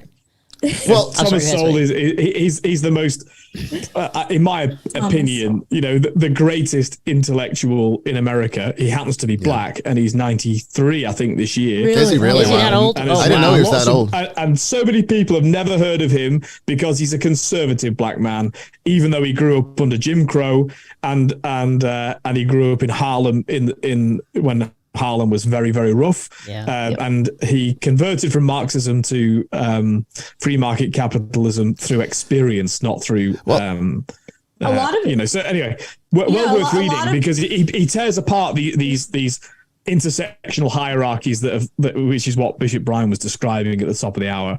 That the more oppressed you can be, the more of a victim you are, the further you are. Well, it's worse than that, Father. It's worse than that. It's these political institutions that are making people in these target groups feel like victims. They want them to feel like victims. Listen to this. Okay, so I forget the name of the rapper. But he was a whistleblower, and he came out and he said, they made me sing about these topics like sex, money, drugs, and they made him sing. I don't know who they are. I think he didn't even know. Yeah. Like it was the people in charge of the recording company. And that's what sells. And so they create this music to oppress people. Because what are they going to do? There's drugs, money, sex. Like that's all rap is. Yeah, and violence. I mean, most of it, the popular stuff. There is good rap. There's really good rap actually, but most of the popular stuff that gets put on the charts, it's not any. They get put on the charts by the record companies. Who's paying the record companies? Like it's insane. And what bothers me about that, what you just said, I'm glad you brought that up, Michael, because what bothers me about that is that nobody seems to acknowledge that this is a psyop against the very populations that apparently are being protected by those organizations. So right now you are made fun of if you are any sort of a conspiracy. It's like, conspiracy theory. They write you off. Well, I mean, I would say that this is not even conspiracy because we know you can actually it's fact. You can trace back the origins to these groups, and they're not what we think they are, and they didn't arrive where they think. Where do we get LGBTQI plus from? Where did we get that from? It did not come from anybody that was in those groups. It was completely a political scheme. Well, those groups are actually completely distinct from one another as well. Exactly. How can you classify anybody that people is mental, and all of this, of course, all of the categorization of people into groups is fundamentally Marxist. Oh, it is. So that's what we mean by neo-Marxism is to say, well, rather than describing it as class structure, although that's still heavily inserted into all of this stuff. Well, if you keep everybody at each other's throats, then you can keep your thumb on their throat. Exactly. Divide and conquer. It is a known fact that for for thousands of years, the people who were able to divide a society were the ones sitting at the top getting the most money and power. And now that they're doing that to us, and we're all arguing and we're all at each other's throats, I get so passionate about this because I have a lot of love in my heart and I love everybody. And it's like, why don't you just fucking get along? Like, what are you doing? I feel you. I say that every day. Yeah. Because of sin. It's the damn egos. But no, It's the ego. There's a fundamental problem with human nature, which is that we're fallen. And so the problem is these things go hand in glove with secularism, because secularism, and why it becomes nihilistic. I mean, Nietzsche was a genius, right? And so Nietzsche described the death of God famously, and of course he didn't celebrate that, he mourned it. But what he also said was that Christianity will cast a long shadow. In other words, the fruits of Christianity will remain for a time, but without the practice of the faith, they will eventually ebb away. Yeah. And that's really what we're experiencing. Well, unlike Nietzsche, I don't think God is dead. I think there will be renewal, but in a way, we have to experience that death in order to then find the resurrection. I think you're right. Now, I want to reel us back in a little bit, because I want to, first of all, make this statement, because I know that if people are just like tuning into parts of this and not listening to the entirety of what I said and what we've talked about here, you could very quickly get the wrong idea about this. My position has always been love the people, hate the politics. That is my rule. That is my law. That's an axiom that I live by. Love the people, hate the politics. There is not one person that belongs to any of these groups, whatever group you think you belong to, that I do not personally have love for. Okay. But the one thing I will hate is the politics that divides us. And that is absolutely of evil. That is only evil. That is completely in opposition to everything that the Holy Spirit suggests. Now, getting to what Father Chris just said, I want to reel us back in a little bit to the metaphysics of ego reality, because it is always going to be a provocative subject. You can't talk about this without getting people riled up, because their egos are attached. Their egos get riled up. Yeah, it's the ego doing its thing. This is what happens when you expose the ego. It doesn't want to be exposed. It wants to hide in the shadows. It is the Yetzer Hara, okay? Yep. Now, think about this, okay? This is why I say to you, okay, everybody thinks that their ego is them, okay? We look at the Archeo cards. Nobody had trouble. And out of all the readings we did over the last two shows, today and last week's, nobody had any trouble identifying their ego card. It was like, oh my God, that's me. That's me. Instantaneous recognition. And even it's like, sometimes it's like, if I know them, I look at their ego card, it's like, oh my God, this is them, because this is their representation. Okay. But this is what I try to say to people. It's like, they think, oh, you're too Buddhist. You're not Christian enough when you say your ego will not be saved. Okay. Because your ego is the incarnate fallen nature. That will never be saved. Your fallen nature does not get saved. Okay, your fallen nature gets perfected out of existence. You are returned and restored to what you were originally. That's what it is. So in a sense, the more accurate metaphysics to use, now I'm not okay with the traditional teaching of the church. I don't have a problem with it. But what I will say is that it's more accurate metaphysically to say that we don't have souls. We're in the process of creating them. All right? Salvation is when you achieve to it. But what we have is a replacement for a soul, the Yetzer Hara. That's the ego. That is the fallen nature incarnate in personified form, and we think that's us. And when we build identities, be it out of politics, out of sexual identity, out of gender identity, out of wealth identity, economic identity, social identity, whatever, you are just enabling that ego to grow into this monster that's going to, if you don't take it, reel it in, it could deprive you of that salvation that some of you seek. A lot of don't even care anymore. But for those that actually are trying to achieve to salvation, you can't do it with your ego. Your ego is always going to stand in the way of it. That will get thrown out every single time. So all of these identities, oh, you're trans, you're gay, you're Mexican. I don't care, whatever it is that you see yourself as, that will not be part of the kingdom of heaven. Not any part of that. It is all a lie that you have completely bought in, and it's depriving you of a spiritual reality. And it's depriving you of the love that you deserve, because this society would understand it if it wasn't so absorbed in these individualist tribal systems. I'm sorry, Father. Go ahead. If I could come in, I'm just passionate about this one. Go ahead. No, I love the passion. That's great. And there's nothing wrong with any of that. If I could just come in with, I think there's basically two narratives from the biblical revelation that really nail this. One is the creation narrative. The other is who is Christ. The creation narrative tells us, in fact, our fundamental identity, the only identity that matters, the one that will survive into the glory of the heavenly kingdom, is that we're created in the image and likeness of God. Yep. And therefore, any other category of a person is subordinate to that, which is why, you love somebody who you disagree with, because what you love in them is that they're created in the image and likeness of God. Which is the truth of their nature. It's their only true part of their nature. Right. Yeah. But we also know from the creation narrative that we have a fallen world. This is why I oppose the kind of nature worship that is part of the contemporary green movement. Though I believe in conservation. Yes, that right. Explicit. I get it. But the sort of worship of nature. The worship of nature is in fact worshipping a false god, and nature itself is fallen too. Like, you're talking about pantheism? Are you talking about like pantheism specifically? I'm talking about pantheism, but I'm also talking about even the admiring of nature. As impressive as it is, we have to also acknowledge that is a part of the fall. Yeah, so that will be restored as well in the fullness of time. Well, but what does the Revelation say about it specifically? It gets destroyed, and then a new one takes its place. So even the created world will not be the one that will die and be resurrected. Correct. Yes. Yeah. So therefore, we're misaligning when we do anything near adoration of this world. Yeah. Because it's the created order. And then of course we have the second part is the Christian narrative, which Philippians 2. So though he was in the form of God, he didn't count equality with God something to be exploited, grasped. Instead, he emptied himself. Kenosis. Kenosis is the opposite of ego, right? The kenosis is the emptying of the ego.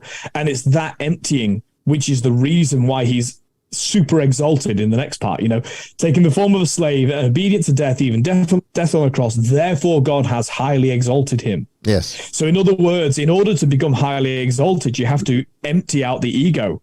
So they're the two ends, right? Acknowledging that we're created in the image and likeness of God, and therefore our love for people is a reflection of the love of God. Correct. Acknowledging the flaws in ourselves and in nature and in other people, and then emptying ourselves of pride and ego and all the things that would puff us up, which would be to not realize that we're fallen. And once we've done that, once we become truly humble and emptied out, that's where we encounter God. And it's in that, and that's where you get peace.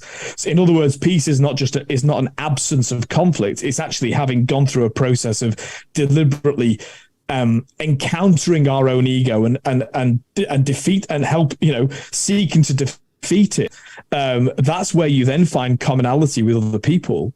Because if you're all on that journey together, that's when you go, no, I'm a sinner, and so are you, and that's why we can be at peace with one another. Because, in other words, I'm not seeking to be more perfect than you, because it's a folly. And it's not giving up either, right? It's actually, that's the pursuit. Yeah. To seek God's path is to try to suppress the ego, is to try to empty out, not so that we can be empty vessels, but so we can be filled with divine love. And it's that divine love that binds us together. Michael, agape, right?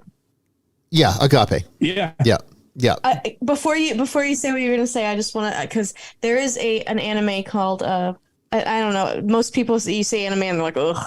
But it's a masterpiece. Depends on the anime. It does. I swear, it is a masterpiece. It's called Neon Genesis Evangelion, and it is. I just watched it. It is that exact process, and nobody gets it. Like, they don't get it. I want to make a video like deconstructing it. It is that exact, like, emptying yourself to become a vessel, getting rid of the ego. It's that whole process. It is a masterpiece. The guy who made it is like insane, but he nailed it, and I was so impressed by that. And I just want to put that out. It's actually very popular, funny enough, but it's like people, it clicks with people, but they don't.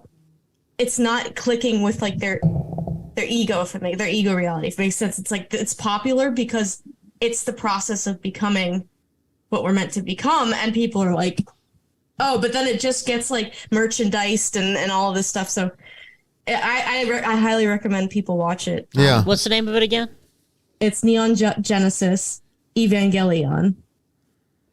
Yeah, we'll start with the Neon Genesis. Just Neon Genesis. Common spelling. You'll get it. So I think it's on Netflix. Gotcha. I want to, I guess, ask you about this because, I mean, ever since I first met you, one thing that I think really stood out in you and was so obvious and unusual was that you didn't really ever have an ego that was like, this is Michael. This is what Michael is. You were always very, I mean, I could tell everything you did was always pretending. It was always just having to put on the various personas of life to get by in each individual situation. But the true, authentic Michael was always there and always fully aware that this is what you were doing. It wasn't like you were never adopting this as who you are. And I think we see a little of that in the reading too. But I want to ask you, I mean, some of it's probably that awakener id that we looked at, but I want to ask you too, what advice could you give people with very prominent egos, ones that, you know, struggle with being able to even look outside of their ideology? What advice could you give them for adopting some of that is so natural to, it comes so natural to you, that you almost seem impervious to these archetypal influences, even though you've got some pretty difficult ones. And it does, I mean, you've struggled. I mean, they do create struggles. Yeah.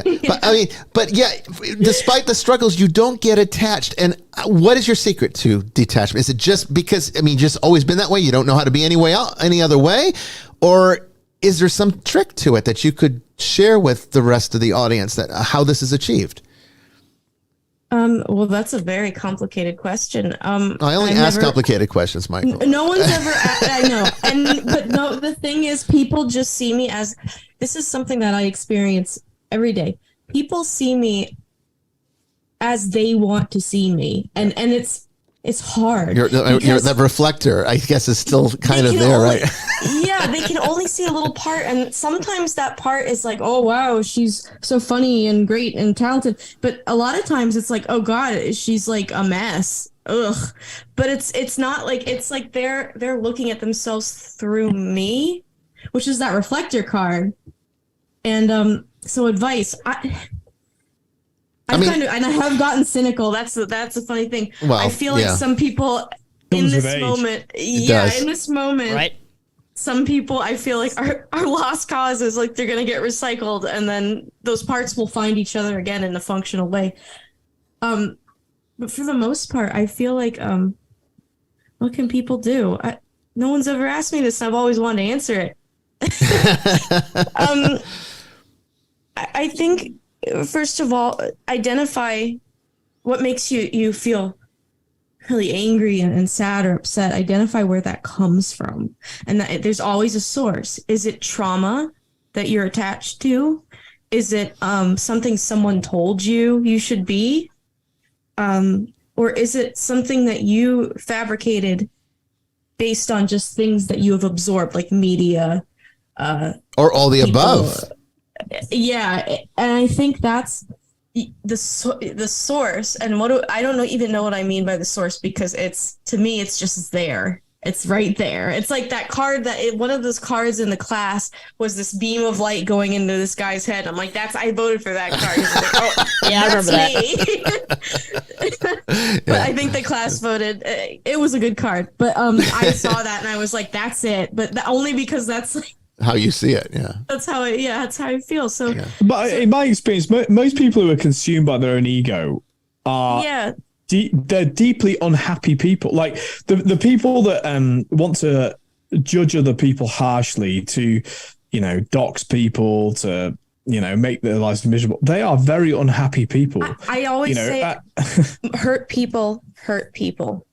And I think that's a yeah, but not all hurt. I mean, I've heard that, but the truth. No, most hurt people don't hurt other people, but the people that hurt people have been hurt. Exactly. Right? No, that's a great. Yeah, we need to modify it. That's perfect because because so actually people, we need to give credit to people who really look.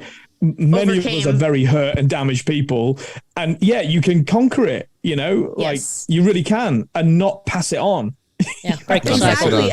I had a talk with one of my clients. Is a wonderful. I can't say much because of HIPAA, but right. Wonderful person. And then I said, you can either become your abuser, you can become your abuser, or you can choose to use that abuse to help others and to build something greater and to end the cycle, to end it, cut it off. And I feel like that's kind of what I'm in the process of doing. That's what I try to guide other people.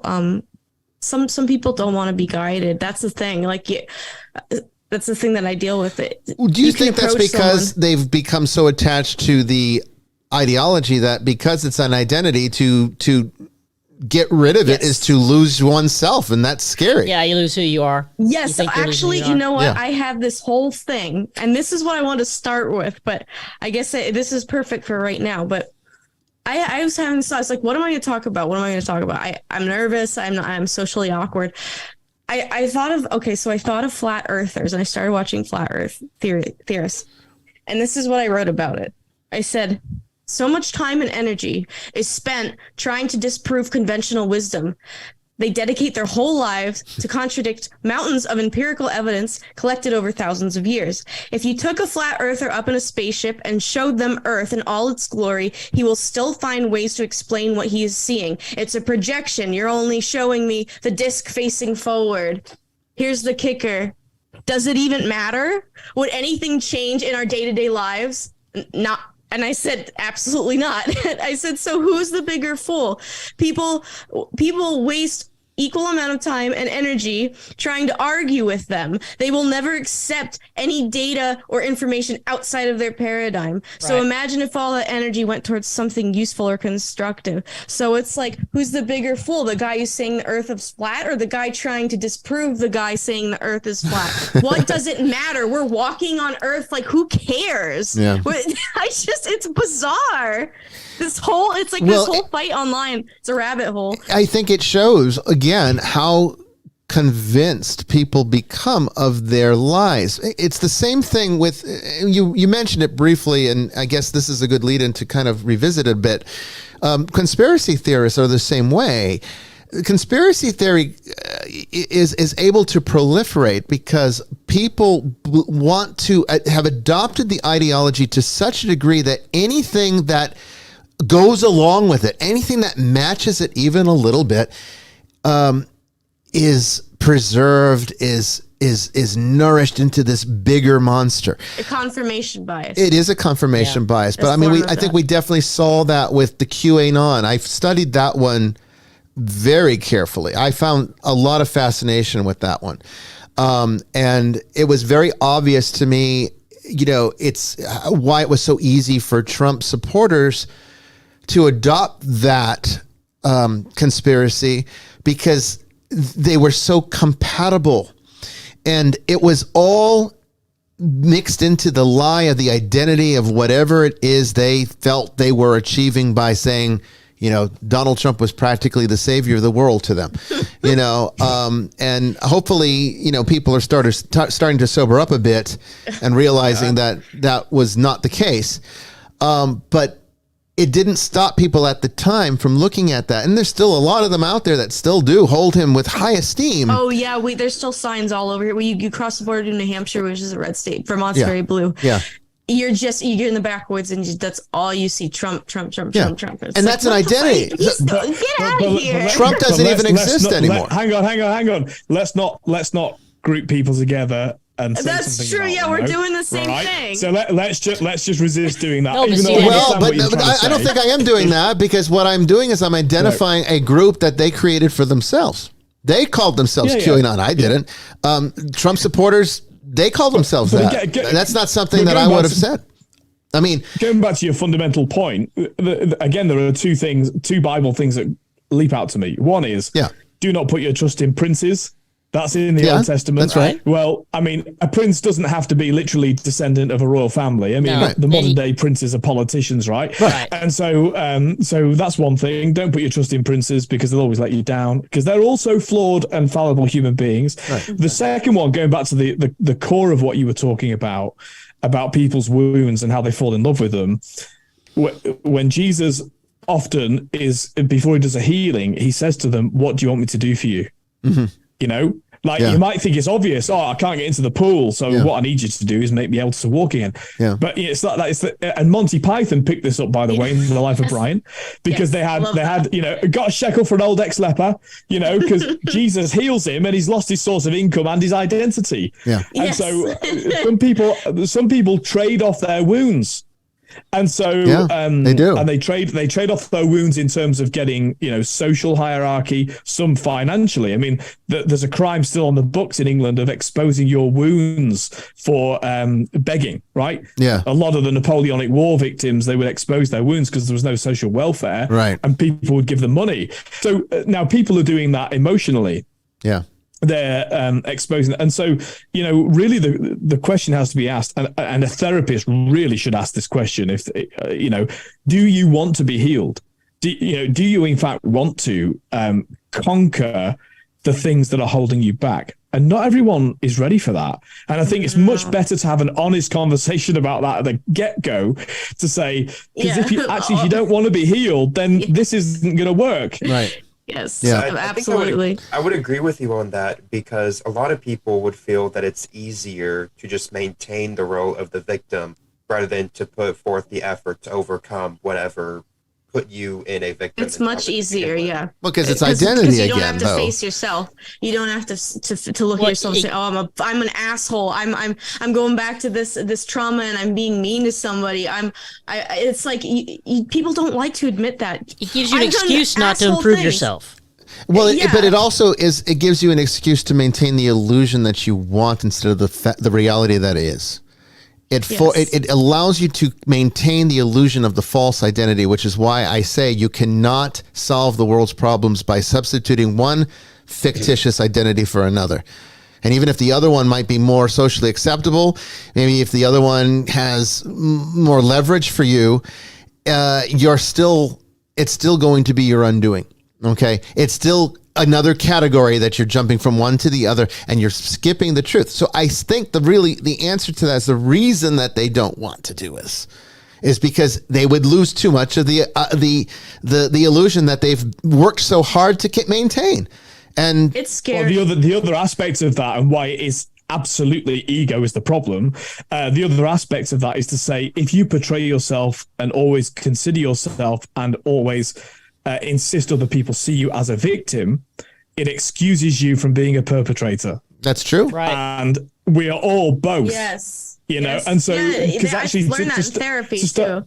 Yeah, so to start to see ourselves, in fact, as people that do things wrong as well. Mm-hmm. We go to history class and say, "Oh, I would have resisted the Nazis if I lived in 1930s Germany." Yeah, right. You don't know that. We'd love to think that. Of course we would. We want to be righteous, and with God's help, we might even get there. There's a wonderful moment in the stage version of Sound of Music. It's not in the Julie Andrews movie, unfortunately. They cut a lot of the actual stage version out to do that movie. But the stage production is actually, in my opinion, a lot better. There's more songs. They're very good and they're somewhat funny, but you get to see more of the categories of Max.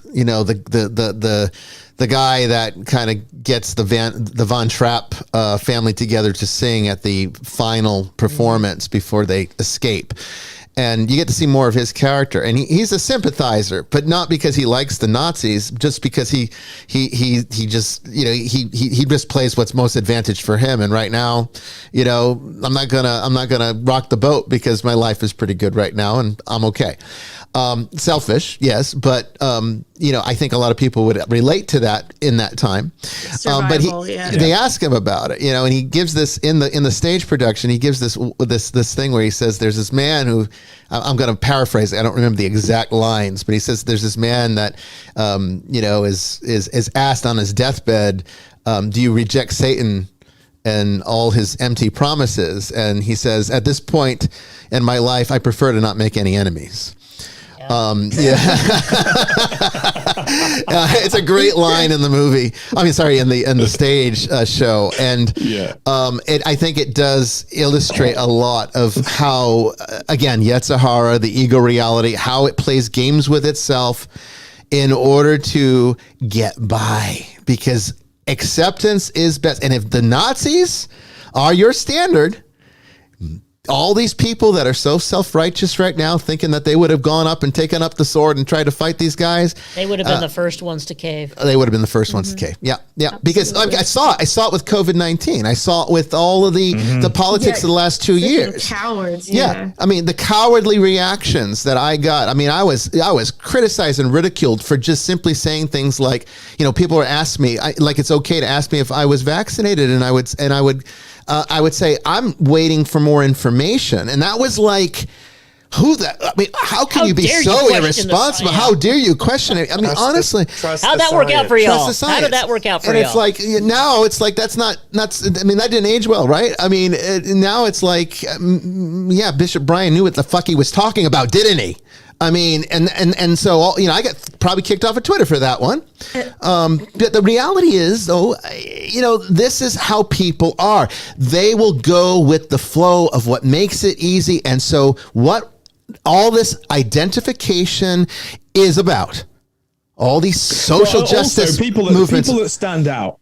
People that are willing to make a stand or to take up public office, or whether that's in the church or in politics or anything, all that happens is they become the people who are then targeted, lampooned. If they make a mistake, everyone knows about it. Yeah. And so, what happens with that is that everyone looks at that and thinks, "Ooh, I don't think I could cope with that." Yeah. So they live like little mice, and I believe the greatest sin is the unlived life. So people don't take risks. They don't risk living.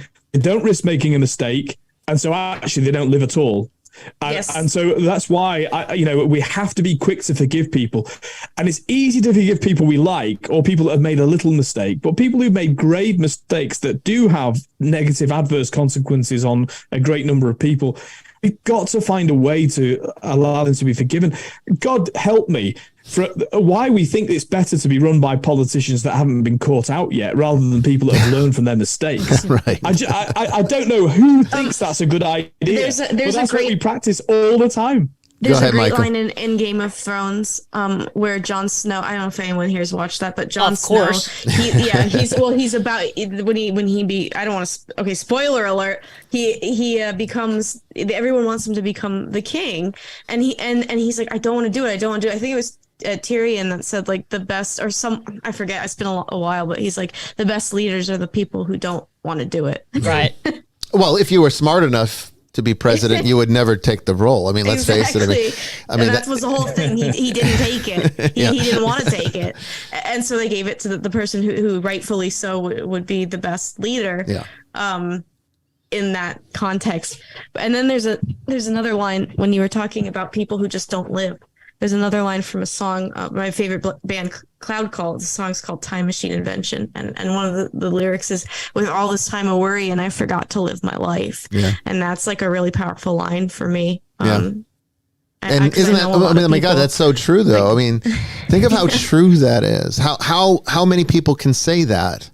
How many people are right now in this very moment forgetting to live their life? Yep. Because they have become absorbed by the lie, that people have told them, the lie that they've told themselves, and believe it. People have told me, like, oh, you've lived like 5 lifetimes. I've got stories. Listen, I could be on this podcast for like 4 episodes in a row and still have content to give you. But we can make that happen, Michael. We can make that happen.